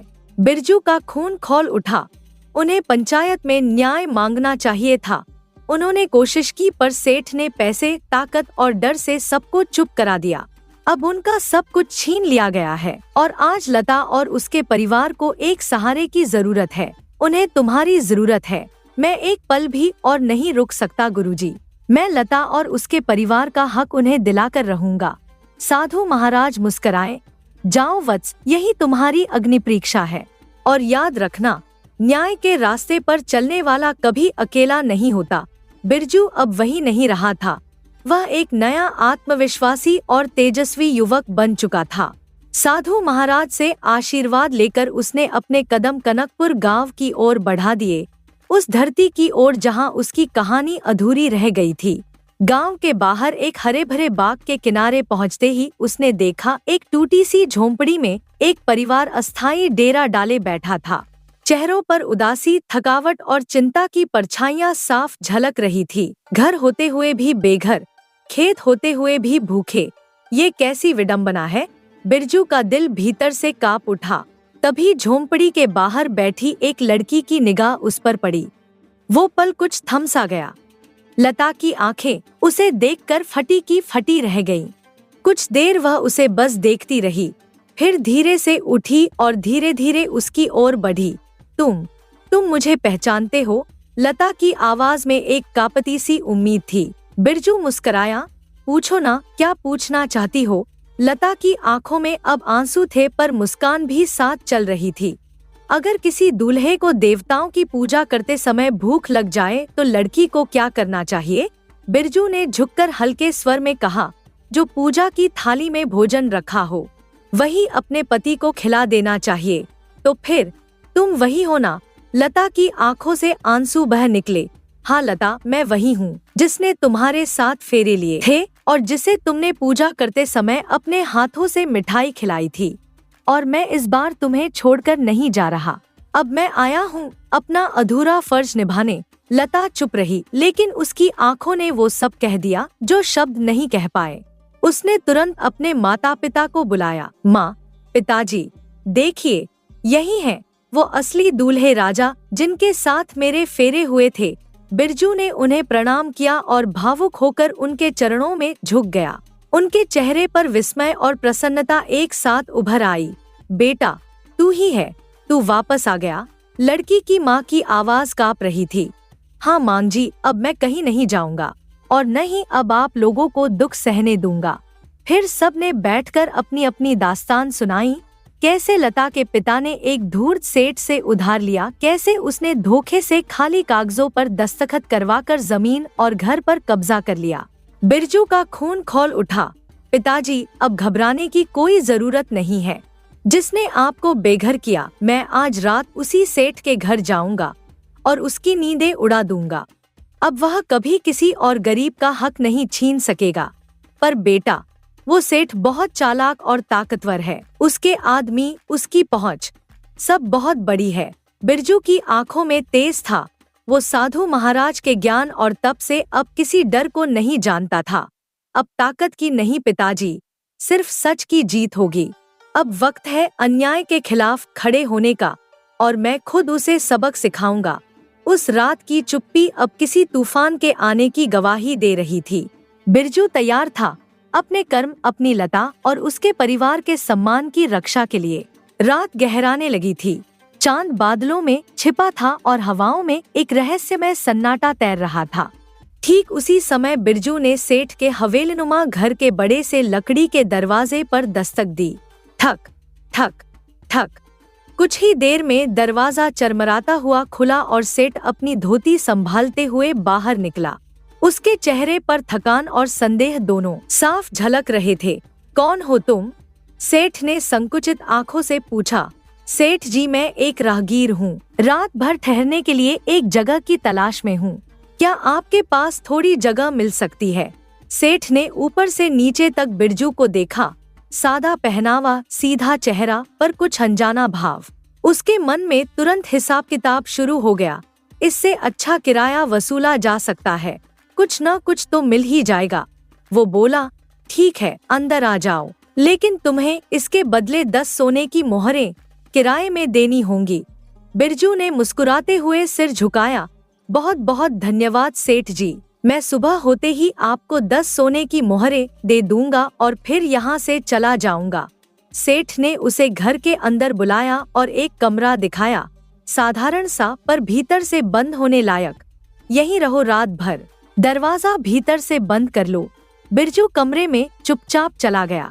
इधर सेठ अपनी पत्नी के पास पहुंचा तो वह तुरंत चिंतित स्वर में बोली, ये कौन है जी? ऐसे अनजान आदमी को घर में ठहराना क्या ठीक है? कोई लुटेरा निकला तो? सेठ ने सहजता से कहा, भाग्यवान, ये तो एक राहगीर है, भलाई का काम कर रहे हैं। पर सेठानी संतुष्ट नहीं थी। भलाई अपनी जगह है, लेकिन अगर रात को हमारी आंख लग गई और ये सब कुछ समेट कर भाग गया तो? अब सेठ भी गंभीर हो गया। तुम ठीक कहती हो, मुझे पहले ये बात ध्यान में नहीं आई थी। अब सोचता हूँ कि मैं उसी कमरे में सो जाता हूँ ताकि उस पर नजर रख सकूं, और तुम इस कमरे से निगरानी रखना। सेठानी ने सहमति में सिर हिलाया। ठीक है, पर कोई उपाय भी सोचना होगा जिससे रात भर नींद न आए, ताकि हम दोनों सजग रह सकें। तुम कोई तरकीब सोचो, मैं तब तक वहां जाकर सोने का प्रबंध करता हूँ, सेठ ने कहा और जल्दी से उसी कमरे की ओर चल पड़ा जहाँ बिरजू ठहरा था। बिरजू वहीं चुपचाप बैठा था। सेठ ने बिना कोई बात किए बिस्तर जमाया और एक कोने में लेट गया। कुछ ही देर बाद सेठानी भी दबे पांव कमरे में आ पहुंची। अब कमरे में 3 लोग थे, एक चुप थका हुआ मेहमान और 2 सतर्क गृहस्थ, जिनके मन में संदेह घर कर चुका था। सेठानी ने माहौल को हल्का करने की कोशिश में मुस्कुराकर कहा, बेटा, क्या तुम हमें कोई कहानी सुना सकते हो? अगर कोई अच्छी कहानी सुनाओगे तो रात जल्दी कट जाएगी, नींद भी नहीं आएगी और समय भी बीत जाएगा। बिरजू ने थकी हुई आवाज में उत्तर दिया, माँ जी, आप लोग आराम करें, मैं बहुत थका हुआ हूँ। यात्रा लंबी थी, शरीर जवाब दे रहा है। वैसे कहानी सुनाने में मैं अच्छा हूँ, लेकिन अभी सच में बहुत थका हूँ। यह सुनकर सेठ और सेठानी की आंखें एक दूसरे से मिली। शक की चमक और तेज हो गई। देखा, यह बार बार सोने की बात कर रहा है, कहानी सुनाने से बच रहा है, जरूर कोई चोर या ठग है। सेठ ने मन ही मन ठान लिया कि वह पूरी रात जागेगा और अगर कुछ भी अजीब हुआ तो तुरंत कार्रवाई करेगा। सेठ और सेठानी की नजरें अब लगातार बिरजू पर टिकी थी। उसका हर शब्द, हर हरकत अब उनके संदेह का केंद्र बन चुकी थी। इस माहौल में सेठानी ने थोड़ा मुस्कुराते हुए कहा, बेटा, मुझे तो सोने से पहले कहानी सुनने की आदत है। कोई अच्छी सी कहानी सुना दो ताकि नींद भी प्यारी आए और रात भी कट जाए। बिरजू मुस्कुराया, फिर गहरी सांस लेकर बोला, ठीक है, अगर आप लोग इतना आग्रह कर रहे हैं तो एक छोटी सी कहानी सुना देता हूँ। वह एक कोने में बैठ गया और धीमे स्वर में बोलना शुरू किया। बहुत समय पहले की बात है। एक राज्य में एक राजा था, बड़ा घमंडी, बड़ा क्रोधी, और उसकी रानी भी उसी की तरह अहंकारी और अभिमानी थी।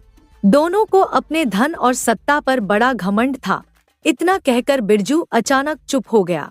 उसकी आंखें एकदम स्थिर हो गई, जैसे किसी गहरी सोच में डूब गया हो।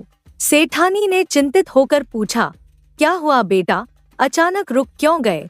किस सोच में डूब गए हो? बिरजू ने माथे पर हाथ रखा और धीमे स्वर में कहा, माफ कीजिए, कहानी से मुझे एक पुरानी बात याद आ गई।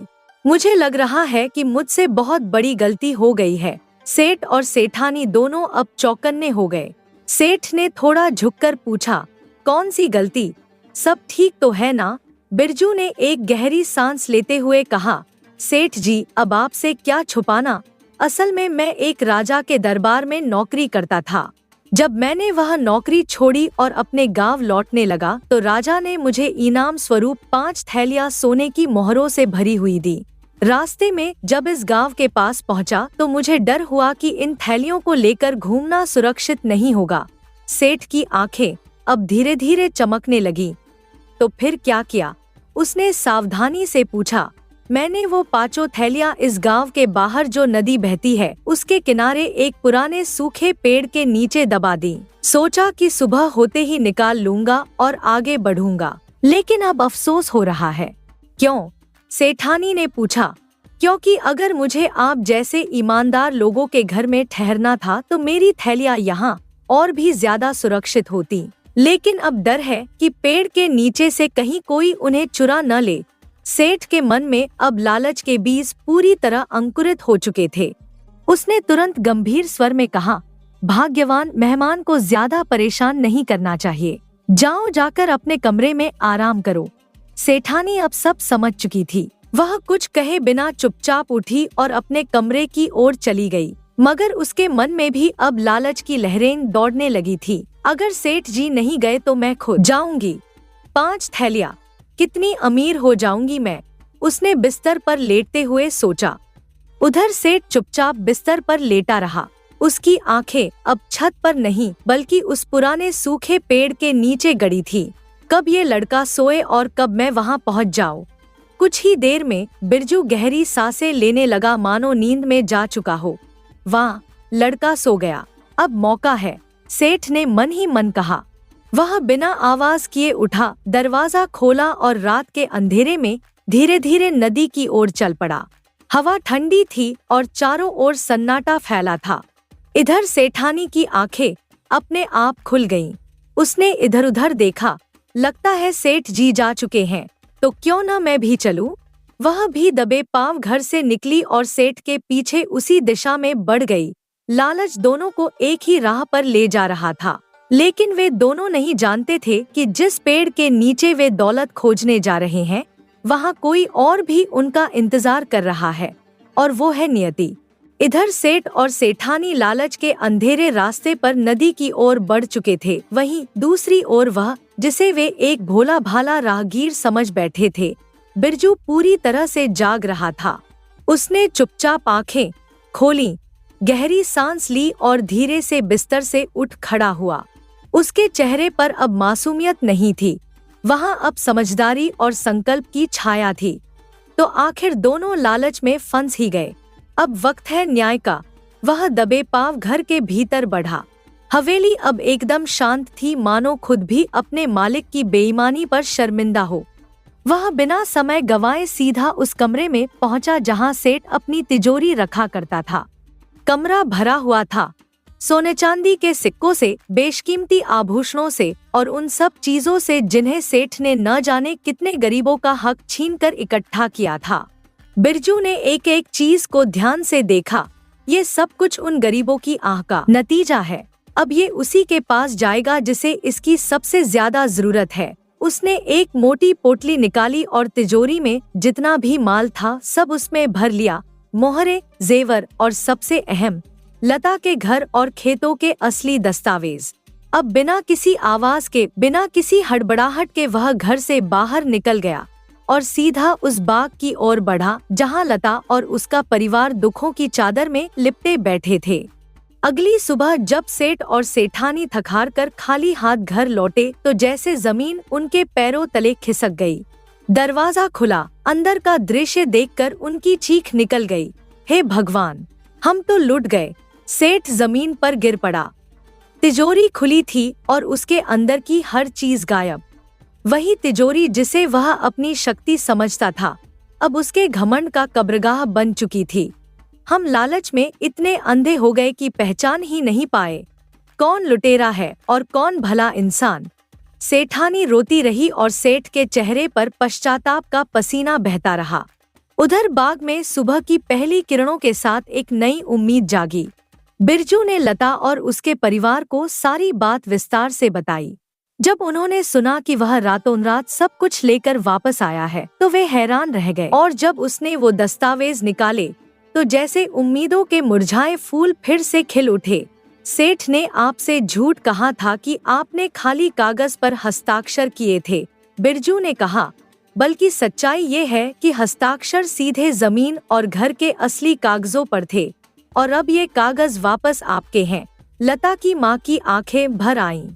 उसके पिता की कांपती हुई उंगलियों ने दस्तावेज थामे और उन्होंने फूट फूट कर रोते हुए कहा, बेटा, तू तो हमारे लिए भगवान बनकर आया है। तूने जो किया वो कोई आम इंसान नहीं कर सकता।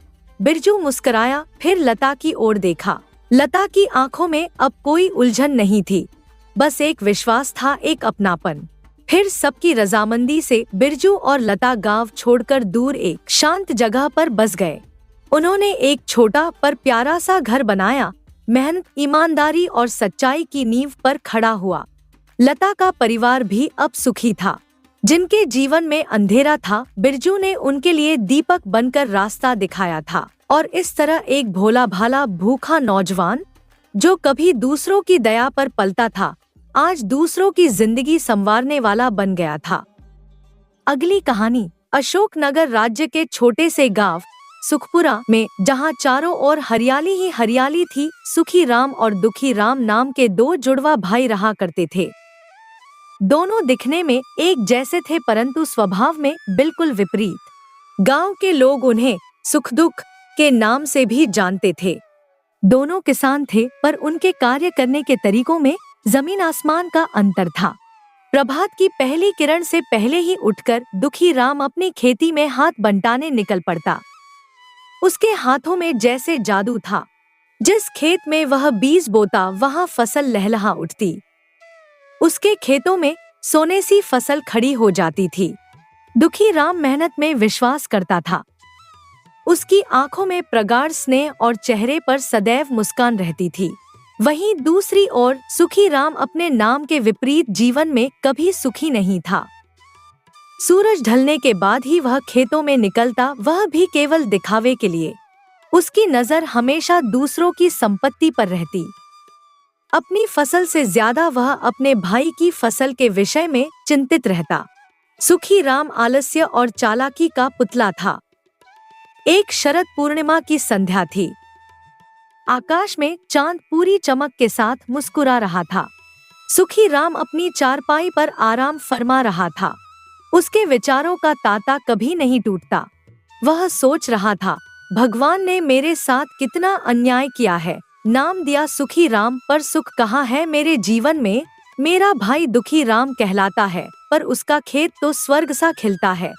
तभी जमुना ताई, जो गांव की प्रौढ़ और तीखी जुबान वाली महिला थी, सुखी राम के आंगन में प्रवेश कर गई। जमुना ताई को देखकर सुखी राम का चेहरा मुरझा गया। वह जानता था कि इस महिला की जुबान और नजर दोनों ही तेज हैं। अरे सुखी राम, तुम यहाँ आराम से लेटे हो, वहाँ तुम्हारा भाई दुखी राम सूरज की धूप में फसल काट रहा है। शर्म नहीं आती तुम्हें? जमुना ताई ने हाथ पर हाथ रखते हुए पूछा।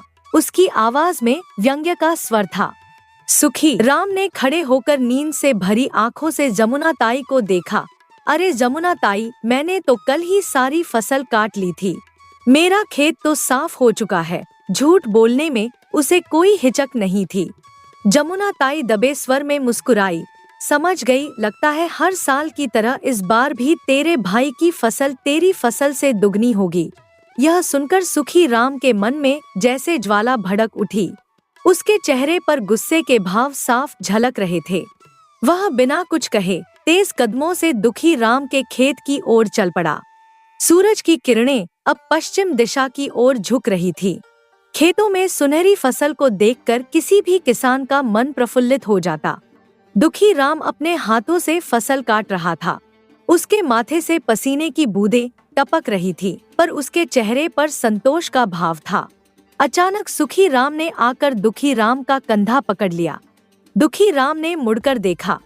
उसके भाई की आंखों में आग थी। भैया आप? दुखी राम ने आश्चर्य से पूछा। सुखी राम का चेहरा क्रोध से लाल हो गया था। माता पिता ने मेरा नाम सुखी राम रखा था, मगर अपने नाम के अनुसार मैंने अपनी किस्मत उल्टी ही पाई है। उसने अपनी हथेली खेत की ओर इशारा करते हुए कहा। माता पिता के देहांत के बाद मैंने तेरे हिस्से की भी आधी से ज्यादा खेती ले ली, फिर भी समझ में नहीं आता कि मेरी फसल तेरी फसल से कम क्यों उगती है। दुखी राम ने अपने भाई के कंधे पर हाथ रखा। उसकी आंखों में अपार स्नेह था। भैया, फसल तो मेहनत से उगती है, न कि किस्मत से, उसने नम्रता पूर्वक कहा। सुखी राम झटके से अपना कंधा छुड़ाकर वहां से चला गया। उसका मन प्रतिशोध की भावना से भर चुका था। अगले दिन सूर्योदय के समय सुखी राम अभी भी अपनी चारपाई पर ही लेटा हुआ था। उसे अभी भी कल की बात का गुस्सा था। अचानक उसके दरवाजे पर जोर जोर से दस्तक हुई। अब इतनी सुबह सुबह कौन आ गया? सुखी राम ने खींचते हुए कहा। एक तो ये गांव वाले ठीक से सोने भी नहीं देते। उसने अपनी आंखें मलते हुए दरवाजा खोला। सामने एक मोटा व्यक्ति खड़ा था, जिसके साथ दो दुबले-पतले व्यक्ति भी खड़े थे। मोटे व्यक्ति के चेहरे पर एक कृत्रिम मुस्कान थी और उसकी आंखों में चालाकी के भाव थे। अरे सुखी राम, तुमने मुझे पहचाना नहीं? मोटे व्यक्ति ने अपना हाथ सुखी राम के कंधे पर रखते हुए कहा। मैं गांव का महाजन मजूमदार हूँ। तुमने मुझसे 1 महीना पहले 50 स्वर्ण मुद्राएं उधार ली थी। मैं वही वापस लेने आया हूँ। सुखी राम के दिमाग में अचानक एक चालाक योजना आई। वह जानता था कि दुखीराम ने कभी महाजन से मुद्राएं उधार नहीं ली थी। अगर वह अपना नाम दुखीराम बता दे तो वह मजूमदार से बच सकता है। वैसे भी दोनों भाई हुबहू एक जैसे ही दिखते हैं। इस भ्रम का फायदा उठाने का यह एक अच्छा मौका था। अरे मजूमदार भैया, तुम्हें धोखा हुआ है, सुखी राम ने अभिनय करते हुए कहा। मेरा नाम सुखी राम नहीं बल्कि दुखी राम है। मेरा भाई सुखी राम तो सामने वाले घर में रहता है। महाजन मजूमदार गहरी सोच में पड़ गया। उसने अपनी मूंछों को ताव देते हुए कहा। माफ करना दुखी राम, मुझसे गलती हो गई। तुम दोनों भाई जुड़वा हो इसलिए ऐसा हुआ। उसने अपने दोनों साथियों को इशारा किया और तीनों वहां से चले गए। सुखी राम खिलखिलाकर हंस पड़ा। जान बची लाखों पाए। अब मेरा सारा कर्ज दुखी राम चुकाए। महाजन मजूमदार सीधे दुखी राम के घर की ओर बढ़ गया। उसकी आंखों में लालच की चमक थी। वह अपने कर्ज से 1 पाई भी कम लेने को तैयार नहीं था।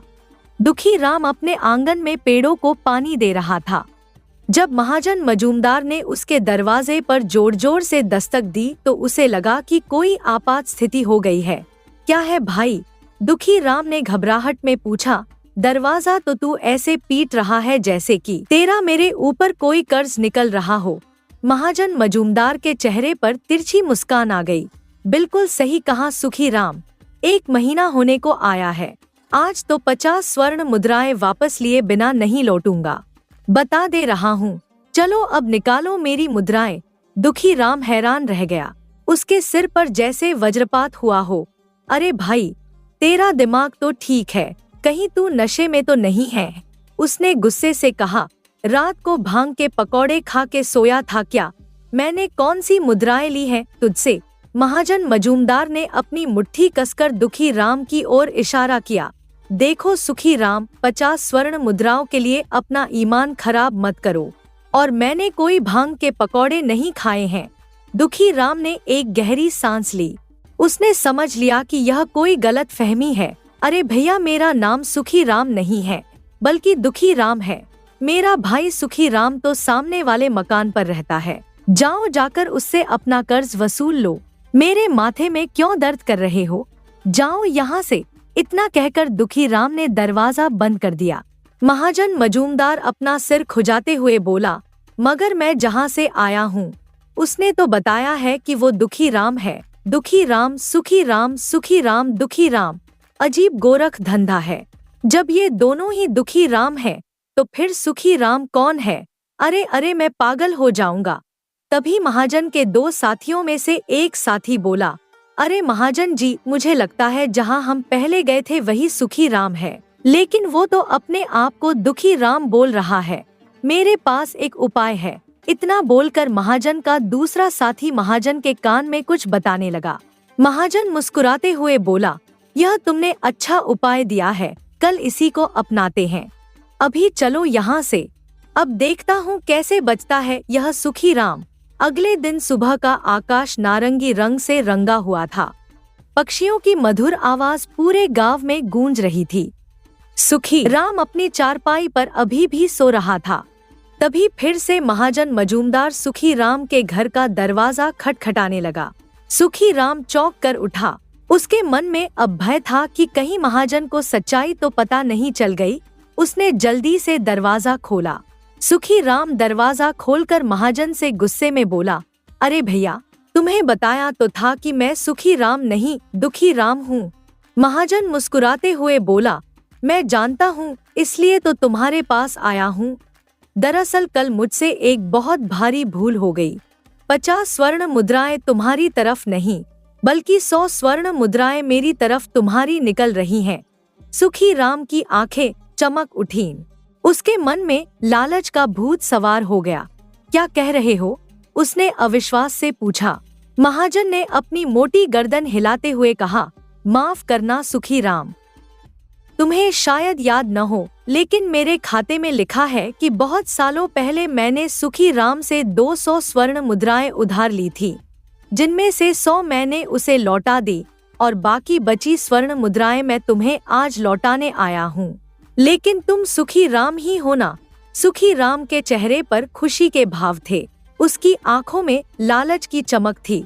अरे अरे, अगर ऐसी बात थी तो तुम्हें पहले बताना चाहिए था ना। वह जोर से हंसने लगा। मेरा नाम ही सुखी राम है। लाओ जल्दी से मुझे मेरी 100 स्वर्ण मुद्राएं दे दो, और ऐसी भूल दोबारा मत करना। जल्दी निकालो मेरी स्वर्ण मुद्राएं।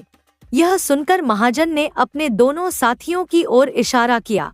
यही है सुखी राम, इसी से तुम्हें मेरी 50 स्वर्ण मुद्राएं वसूलनी है।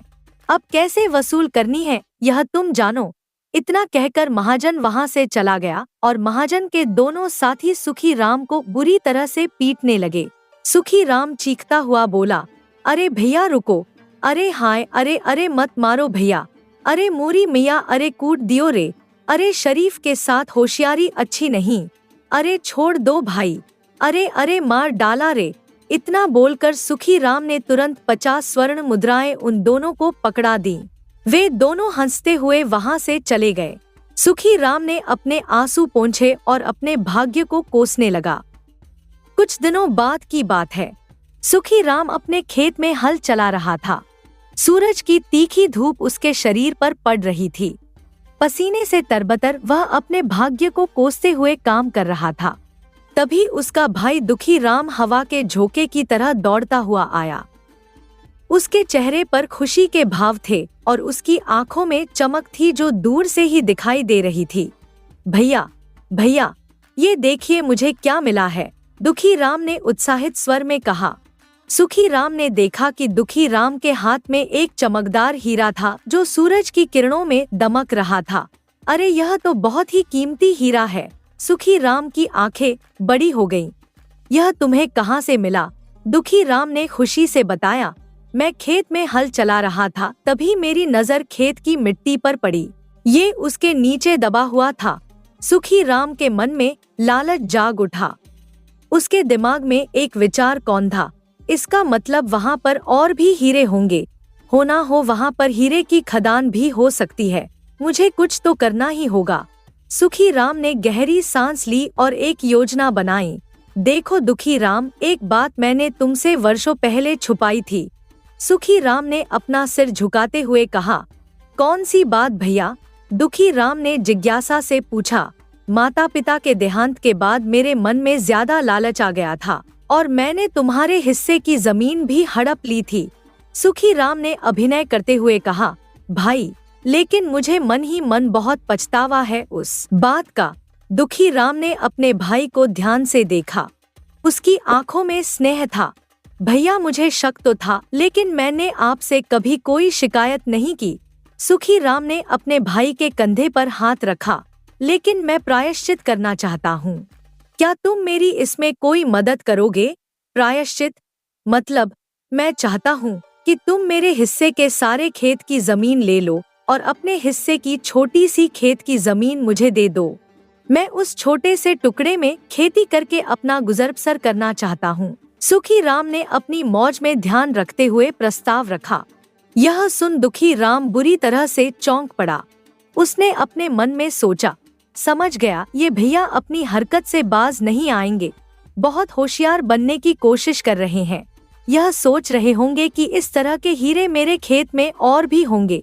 दुखी राम ने गुस्से से सुखी राम से कहा। भैया, जब मुझे कोई शिकायत नहीं है तो आप अपनी सारी खेती मुझे क्यों देना चाहते हैं? प्रायश्चित की जरूरत नहीं है।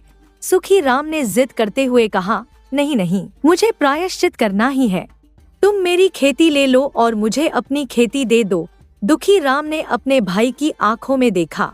वह उसके इरादे समझ गया था। ठीक है, जैसी आपकी इच्छा, उसने साफ मन से कहा। उस दिन से दुखी राम सुखी राम के खेत में हल चलाने लगा और सुखी राम दुखी राम के खेत की मिट्टी को खोदने लगा। कुछ ही दिनों में सुखी राम ने दुखी राम के खेत की सारी मिट्टी खोद डाली, मगर उसे एक भी हीरा न मिला। हाय हाय, मैं तो लूट गया। हाय, मैं बर्बाद हो गया। मैं तो वहीं पर जाकर दोबारा खड़ा हो गया जहां से चला था। सत्यानाश हो जाए, इस जमीन पर तो एक भी हीरा नहीं है। सुखी राम ने अपना सिर पीटते हुए कहा। तभी वहां पर दुखी राम दौड़ता हुआ हाथों में एक मटका लेकर आ पहुंचा। भैया भैया, ये देखो मुझे क्या मिला। दुखी राम की आवाज में खुशी थी। सुखी राम ने देखा कि वो मटका स्वर्ण मुद्राओं से भरा था। उसकी चमक इतनी तेज थी कि सुखी राम की आंखें चौंधिया गईं। अरे, यह मटका तो स्वर्ण मुद्राओं से भरा हुआ है। सुखी राम की आंखें बड़ी हो गईं। उसके मुंह से लार टपकने लगी। यह तुम्हें कहाँ मिला भाई? दुखी राम ने मटके को धीरे से जमीन पर रखते हुए कहा। मैं आपके खेत में हल चला रहा था कि तभी जमीन खोदते हुए कोई चीज अटक गई। जब मैंने खोदकर देखा तो मुझे यह स्वर्ण मुद्राओं से भरा हुआ मटका मिला। सूर्य की धूप में चमकती स्वर्ण मुद्राएं देख सुखी राम के हृदय में जलन की आग भड़क उठी। उसके मस्तिष्क में विचारों का तूफान मचा हुआ था। वह बरसों से मेहनत से भागता आया था, केवल सुख और आराम की चाह में, मगर जिंदगी उसे सिर्फ दुख ही दे रही थी। और यहाँ उसका भाई, जिसका नाम दुखी था, सुख की बरसात में नहा रहा था। सुखी राम के चेहरे पर क्रोध की लालिमा छा गई। उसकी भौहें तन गईं और आवाज कर्कश हो गई। बस बहुत हो गया, वह चिल्लाया। हम दोनों एक ही माता पिता की संतान हैं। तुम्हारा नाम दुखी राम है और मेरा नाम सुखी राम है, फिर भी तुम भाग्य के इतने धनी हो। आखिर क्यों? आखिर क्यों? दुखी राम ने अपने भाई की आंखों में देखा। वहां उसे ईर्ष्या और द्वेष दिखाई दिया। उसने शांत स्वर में उत्तर दिया, भैया, क्योंकि मैं मेहनत करता हूँ और आप केवल बैठे बैठे सुखी होने के सपने देखते रहते हो। दुखी राम की सीधी सच्ची बात सुनकर सुखी राम गहरी सोच में डूब गया। वह अपने भीतर झांकने लगा, अपने व्यवहार का विश्लेषण करने लगा। कुछ क्षणों के बाद उसने अचानक बोलना शुरू किया, जैसे उसे जीवन का महत्वपूर्ण रहस्य मिल गया हो। देखो, मैं समझ गया कि तुम्हारा भाग्य केवल तुम्हारे नाम की वजह से ही प्रबल है। सुखी राम ने अपनी उंगली हवा में लहराते हुए कहा। मतलब? दुखी राम ने अविश्वास से पूछा। मतलब यह कि आज से मेरा नाम दुखी राम है और तुम्हारा नाम सुखी राम है। सुखी राम ने जोश में आकर घोषणा की। दुखी राम अपने भाई की मूर्खता पर हैरान था। अरे, ये क्या पागलपन है भैया? नाम बदलने से भाग्य नहीं बदलता। वह समझाने की कोशिश करने लगा, लेकिन सुखी राम की जिद बढ़ चुकी थी। नहीं, अब चाहे मेरा भाग्य बदले या ना बदले, मैं अपना नाम आज से दुखी राम रखता हूँ और तुम्हारा नाम सुखी राम रखता हूँ। उसने अपने हाथ हवा में लहराते हुए कहा। दुखी राम ने अपने भाई की तरफ देखा। उसके मन में दया और स्नेह की भावना उमड़ी। वह अपने भाई के लिए बहुत कुछ करना चाहता था। भैया, ऐसा है कि मुझे धन का ज्यादा लालच नहीं है। तुम चाहो तो मैं तुम्हें इन स्वर्ण मुद्राओं में से आधी स्वर्ण मुद्राएं देने के लिए तैयार हूँ। उसने प्रस्ताव रखा। सुखी राम ने अपना सिर जोर से हिलाया। नहीं नहीं, भीख नहीं चाहिए मुझे। अब मैंने अपना नाम दुखी राम रख लिया है तो मुझे विश्वास है कि मेरा भाग्य पलट जाएगा। दुखी राम ने अपने भाई की जिद को देखकर एक गहरी सांस ली। जैसी आपकी इच्छा भैया। इतना बोलकर दुखी राम वहां से चला गया। अपने साथ वह मटका भी ले गया जो स्वर्ण मुद्राओं से भरा था। अगले दिन दोपहर का समय था। सूरज अपनी पूरी चमक के साथ आकाश में विराजमान था। गर्मी से पसीना पसीना हुआ सुखी राम, जिसने अब अपना नाम दुखी राम रख लिया था, अपने घर पर लेटा हुआ था। उसके मन में विचारों का तांडव मचा हुआ था। अब मैं दुखी राम हूँ, वह अपने आप से बुदबुदाया। अब मेरा भाग्य बदलेगा। अब मुझे भी सोने के सिक्के और हीरे जवाहरात मिलेंगे। तभी उसके घर का दरवाजा किसी ने जोर जोर से खटखटाना शुरू कर दिया। दरवाजे की आवाज सुनकर वह चौंक गया। अब तो मैंने अपना नाम भी दुखी राम रख लिया है, अब कौन आ गया? उसने खींचते हुए कहा। उसने उठकर दरवाजा खोला। सामने एक बूढ़ा व्यक्ति खड़ा था जिसकी दाढ़ी सफेद थी और चेहरे पर गंभीरता छाई हुई थी। मैंने तुम्हें पहचाना नहीं, बूढ़े ने अपनी धीमी आवाज में कहा। तुम्हारे लिए जो है बहुत बुरी खबर है सुखी राम। यह सुनकर सुखी राम, जो अब अपने आप को दुखी राम कहता था, बुरी तरह से चौंक पड़ा। उसके मन में विचार आया, मैंने तो अपना नाम कल ही बदल दिया है, मैं अब सुखी राम नहीं बल्कि दुखी राम हूँ। तो फिर मैं यह दुख की खबर क्यों सुनूं? वह तुरंत बोला, देखो भाई, तुम गलत घर पर आ गए हो। मेरा नाम सुखी राम नहीं बल्कि दुखी राम है।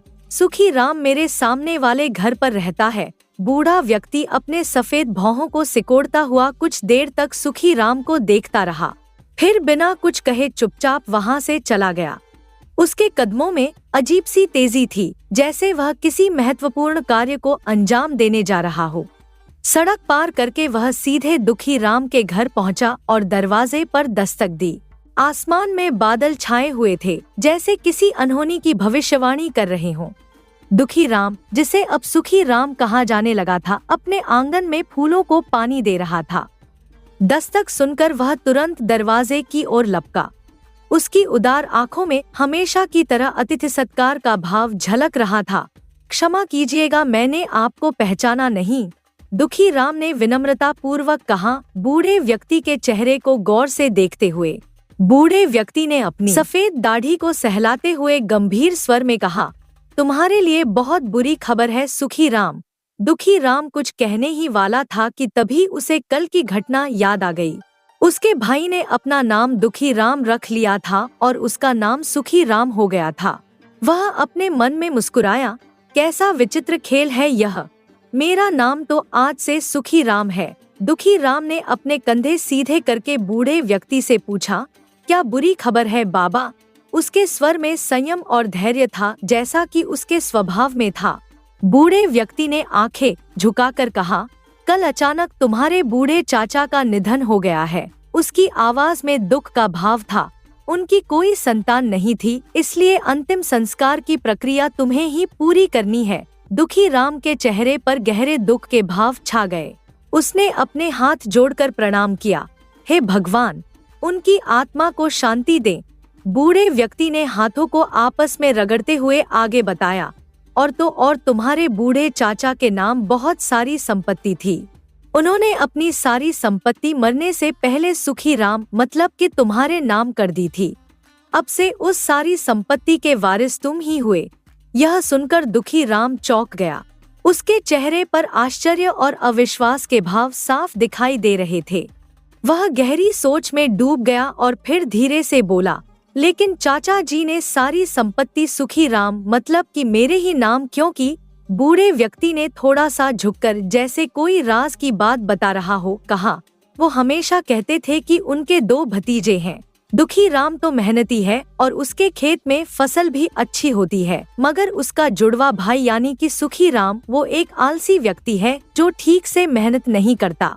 उन्हें तुम्हारा बहुत बुरा लगता था बेटा, इसीलिए उन्होंने अपनी सारी संपत्ति तुम्हारे नाम कर दी। बूढ़े की आंखों में एक अजीब सी चमक थी। अब जल्दी चलो, उनके अंतिम संस्कार की तैयारी करनी है, बूढ़े ने उसका हाथ थामते हुए कहा। दुखी राम ने एक नजर अपने घर पर डाली, मानो उससे विदा ले रहा हो, और बूढ़े व्यक्ति के साथ वहां से चल दिया। उसके कदमों में एक अजीब सा उत्साह था, परंतु चेहरे पर गंभीरता थी। सड़क के उस पार सुखी राम, जो अब अपने आप को दुखी राम कहता था, अपने दरवाजे की खिड़की से दुखी राम को जाते हुए देख रहा था। उसकी आंखों में ईर्ष्या की आग जल रही थी और होठों पर व्यंग्य की मुस्कान थी। मूर्ख कहीं का, सुखी राम ने अपने आप से कहा, दांत पीसते हुए, पता नहीं कौन बूढ़ा व्यक्ति है जो उसके साथ चला जा रहा है। कौन जाने क्या बकवास कर दिया होगा उसने मेरे भाई को। इतना बोलकर सुखी राम फिर से लेट गया, मानो उसे कोई परवाह ही न हो। तभी जैसे भाग्य को सुखी राम का यह रवैया पसंद न आया हो, उसके घर का दरवाजा फिर से जोर जोर से खटखटाने लगा। आवाज इतनी तेज थी कि पूरा घर गूंज उठा। अरे, अब कौन आ गया? सुखी राम खींचकर चिल्लाया। दिन में भी चैन से लेटने नहीं देते। उसने बड़बड़ाते हुए दरवाजे की ओर कदम बढ़ाए। सुखी राम ने जैसे ही दरवाजा खोला, सामने एक सैनिक खड़ा था। उसकी वर्दी चमचमा रही थी और चेहरे पर राजसी वैभव की झलक थी। वह राजमहल का संदेश वाहक लग रहा था। क्या तुम्हारा ही नाम दुखी राम है? सैनिक ने गंभीर स्वर में पूछा, अपने हाथ में पकड़े कागज को देखते हुए। सैनिक को देखकर सुखी राम चौंक गया। उसके मन में एक क्षण के लिए अपना असली नाम बताने का विचार आया, लेकिन तभी उसे कल की घटना याद आ गई। उसने अपने नाम को बदल दिया था, वह अब दुखी राम था। सुखी राम ने गर्व से छाती फुलाते हुए कहा, हाँ, मेरा ही नाम दुखी राम है। उसकी आवाज में एक अजीब सा आत्मविश्वास था। महारानी ने तुम्हें याद किया है, सैनिक ने औपचारिक स्वर में कहा। लेकिन महारानी को मुझसे क्या काम पड़ गया? सुखी राम ने अविश्वास से पूछा। उसकी आंखों में एक अजीब सी चमक थी। सैनिक ने अपना सिर थोड़ा झुकाते हुए कहा, देखो, महाराज विक्रम किसी विशेष कार्य से राज्य के बाहर गए हैं, इसलिए राज्य का सारा कार्य रानी रुक्मिणी ही संभाल रही है। उन्होंने तुम्हें बतौर अतिथि अपने महल में बुलाया है। यह सुनकर सुखी राम के चेहरे पर मुस्कान फैल गई। उसका हृदय खुशी से नाच उठा। अरे वाह! वह प्रसन्नता से चिल्लाया, नाम बदलते ही मेरे तो दिन बदल गए। इसका मतलब मेरा भाग्य पलट गया। उसकी आवाज में विजय का स्वर था। सुखी राम तुरंत उस सैनिक के साथ सीधे महल की ओर चल दिया। उसके कदमों में एक अजीब सा उछाल था, जैसे उसे पता हो कि आज उसका भाग्य चमकने वाला है। रास्ते भर वह सोचता रहा कि महारानी उसे किस प्रकार का सम्मान देंगी। शायद उसे कोई विशेष उपहार मिलेगा या फिर राज्य का कोई महत्वपूर्ण पद। महल पहुंचते ही सुखी राम की आंखें चौंधिया गईं। महल का वैभव अद्भुत था। चमचमाते फर्श, सोने चांदी के झूमर और महंगे पर्दे देखकर वह विस्मय में डूब गया। दरबार में पहुंचने पर उसने देखा कि वहां पहले से ही कुछ किसान और ग्रामीण खड़े हुए थे। उनके चेहरों पर चिंता के भाव थे। रानी रुक्मिणी अपने सिंहासन पर विराजमान थी। उनकी आंखों में राजसी तेज था और चेहरे पर गंभीरता। वे सुखी राम की ओर गौर से देखने लगी, जैसे उसके अंदर तक झांक रही हों। तुम्हारा ही नाम दुखी राम है? रानी ने स्पष्ट और दृढ़ स्वर में पूछा। उनकी आवाज पूरे दरबार में गूंज उठी। सुखी राम ने अपना सिर झुकाकर हाथ जोड़ते हुए कहा, हाँ महारानी जी, मेरा ही नाम दुखी राम है। उसके स्वर में विनम्रता थी, परंतु आंखों में लालच की चमक थी। मुझे सूचना मिली है कि तुम्हारे खेत में राज्य की सबसे अच्छी फसल होती है। क्या यह सत्य है? रानी ने पूछा। उनकी आवाज में एक अजीब सा संदेह था। सुखी राम ने अपने मन में सोचा, ये मूर्ख रानी भी मुझे दुखी राम ही समझ रही है, क्योंकि दुखी राम के खेत की फसल राज्य में सबसे अच्छी होती है। लगता है वह मुझे उपहार में कोई विशेष इनाम देगी। आपने बिल्कुल सही सुना महारानी, सुखी राम ने गर्व से छाती फुलाते हुए कहा। उसकी आवाज में अहंकार झलक रहा था। सुखी राम ने इतना कहा ही था कि तभी रानी रुक्मिणी के चेहरे पर अचानक क्रोध के भाव उभर आए। उनकी आंखें लाल हो गईं और आवाज कठोर हो गई। उन्होंने अपनी ओर खड़े सैनिकों की ओर इशारा करते हुए कहा, इसे मेरी तरफ से 10 कोड़े मारे जाए। यह सुनकर सुखी राम पूरी तरह से डर गया। उसके चेहरे का रंग उड़ गया और शरीर कांपने लगा। यह आप क्या कह रही है महारानी? उसकी आवाज लड़खड़ा गई।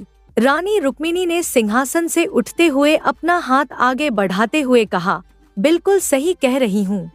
तुम्हारी फसल सबसे अच्छी होती है, मगर तुमने अभी तक लगान नहीं चुकाया। उनकी आवाज में राजसी गुस्सा था। राज्य कोष खाली हो चुका है। तुम्हें 10 वर्षों का लगान चुकाना होगा और अब तक जो तुमने लगान नहीं चुकाया उसकी सजा के तौर पर तुम्हें 10 कोड़े मारे जाएंगे। रानी रुक्मिणी का आदेश सुनकर सैनिक तुरंत आगे बढ़े और सुखी राम को पकड़ लिया। उन्होंने उसे दरबार के बीच में ले जाकर खड़ा कर दिया और उसके कपड़े उतार दिए। फिर उन्होंने उस पर कोड़े बरसाने शुरू कर दिए। हाय हाय, छोड़ दो मुझे! सुखी राम दर्द से चीखने लगा। मैं तो सुखी राम हूँ, मेरा कोई कसूर नहीं है, यह गलती है। कोड़े सुखी राम की पीठ पर पड़ते रहे और वह दर्द से कराहता रहा। उसके शरीर पर लाल लाल निशान पड़ गए और आंखों से आंसू बहने लगे। वह अपने आप से बोला, हाय रे मेरा उल्टा भाग्य, जब भी पहाड़ खोदता हूँ हिस्से में चूहिया ही निकलती है। ये क्या हो रहा है मेरे साथ? कुछ ही देर में सुखी राम अधमरासा होकर जमीन पर लेटा हुआ था। उसकी पीठ खून से लथपथ थी और चेहरे पर दर्द के भाव थे। रानी रुक्मिणी ने अपने सिंहासन से उठकर सुखी राम के पास आकर कहा, जाओ जाकर 10 वर्ष के लगान का इंतजाम करो, नहीं तो। उनकी आवाज में धमकी थी। नहीं तो क्या महारानी जी? सुखी राम ने आंखों में आंसू भरकर डरते हुए पूछा। नहीं तो लगान ना चुकाने पर तुम्हें राज्य में सबके सामने फांसी पर लटका दिया जाएगा, रानी ने कठोर स्वर में कहा। यह सुनकर बेचारा सुखी राम रोता हुआ अपने घर की ओर चल दिया। उसका शरीर दर्द से टूट रहा था और मन पछतावे से भरा हुआ था। मैंने क्या कर दिया अपने साथ? वह बुदबुदाता रहा। मेरा नाम बदलने से क्या होगा, भाग्य तो वही रहेगा। सूरज डूबने को था और आकाश में लालिमा छा गई थी। सुखी राम अपने घर पहुंचा और दुख से भरा हुआ अपने बिस्तर पर लेट गया। उसकी पीठ पर लगे घाव जल रहे थे और आंखों से आंसू बह रहे थे। वह अपने भाग्य को कोसने लगा और सोचने लगा कि उसके साथ ऐसा क्यों हो रहा है। तभी अचानक उसके कमरे में किसी के कदमों की आहट हुई। सुखी राम ने मुड़कर देखा तो वहां उसका भाई दुखी राम खड़ा था। उसके चेहरे पर चिंता के भाव थे और आंखों में स्नेह। भैया आप ठीक तो हैं? दुखी राम ने चिंतित स्वर में पूछा अपने भाई की ओर बढ़ते हुए। सुखी राम ने अपनी आंखें पोंछी और कराहते हुए बैठने की कोशिश की। अब तू क्यों आया है यहाँ? अपनी नई संपत्ति का आनंद ले, उसकी आवाज में कड़वाहट थी। दुखी राम ने अपने भाई के पास बैठते हुए धीरे से कहा, भैया, चाचा जी ने सारी संपत्ति आपके नाम कर दी थी, परंतु आपने तो अपना नाम ही बदल दिया। उसकी आवाज में कोई शिकायत नहीं थी बल्कि एक अजीब सा प्यार था। और आपके चेहरे पर यह दर्द कैसा? दुखी राम ने अपने भाई की पीठ पर पड़े घावों को देखकर पूछा, आपके साथ क्या हुआ? यह सुनकर सुखी राम फूट फूट कर रोने लगा। उसके आंसू धारा बन गए और हृदय में जो कड़वाहट थी वह पिघलने लगी। मेरा तो भाग्य ही उल्टा है छोटे, उसने बीच बीच में हिचकियां लेते हुए कहा। सुखी राम रोते हुए सारी घटना बताने लगा, कैसे वह महल गया, कैसे रानी ने उसे सजा सुनाई और कैसे 10 कोड़े मारे गए। उसने यह भी बताया कि अगर वह 10 वर्षों का लगान नहीं चुकाता तो उसे फांसी पर लटका दिया जाएगा। अब मुझे तेरी बात समझ आ गई है छोटे, सुखी राम ने अपने भाई का हाथ थामते हुए कहा। नाम बदलने से भाग्य नहीं बदलता, उसकी आवाज में पछतावा और अफसोस था। दुखी राम ने अपने भाई के कंधे पर हाथ रखते हुए स्नेह से कहा, भैया आप चिंता मत करो, 10 वर्षों का लगान मैं चुका दूंगा। उसकी आवाज में आत्मविश्वास था। सुखी राम ने आश्चर्य से अपने भाई की ओर देखा। तू ऐसा क्यों करेगा? उसने पूछा। उसकी आवाज में अविश्वास था। दुखी राम ने मुस्कुराते हुए कहा, क्योंकि आप मेरे भाई हैं भैया, और भाई भाई के लिए ही होता है। फिर उसने गंभीर होकर आगे कहा, भैया, भाग्य केवल उसी का बदलता है जो दूसरों की खुशहाली देखकर खुश होता है, जो किसी से ईर्ष्या नहीं करता और अपनी सच्ची मेहनत और लगन से अपने कार्य को पूरा करने का प्रयास करता है। दुखी राम ने फिर अपने भाई के सामने झुकते हुए कहा, चाचा जी ने सारी संपत्ति आपके नाम की है, इसीलिए उसके मालिक आप ही हुए। उसके चेहरे पर कोई दुख नहीं था बल्कि एक अजीब सा संतोष था। अपने भाई की बात सुनकर सुखी राम की आंखों से फिर से आंसू बहने लगे, लेकिन इस बार वे आंसू पछतावे और शर्म के थे। वह अपने भाई को देखता रहा, जिसने हमेशा उसके लालच और स्वार्थ को माफ किया था, जिसने हमेशा उसके साथ खड़े रहने का वादा किया था। मैं कितना मूर्ख था छोटे, सुखी राम ने अपना सिर झुकाते हुए कहा। तूने हमेशा मुझे माफ किया और मैंने हमेशा तेरा बुरा चाहा। उसकी आवाज में एक अजीब सा पछतावा था। दुखी राम ने अपने भाई को गले लगाते हुए कहा, भैया सब भूल जाइए, अब हम दोनों मिलकर खेती करेंगे और राज्य का लगान भी चुकाएंगे। मैं आपके घावों पर मरहम लगा देता हूँ, सब ठीक हो जाएगा। सुखी राम मुस्कुराने लगा और उस दिन के बाद वह सुधर गया।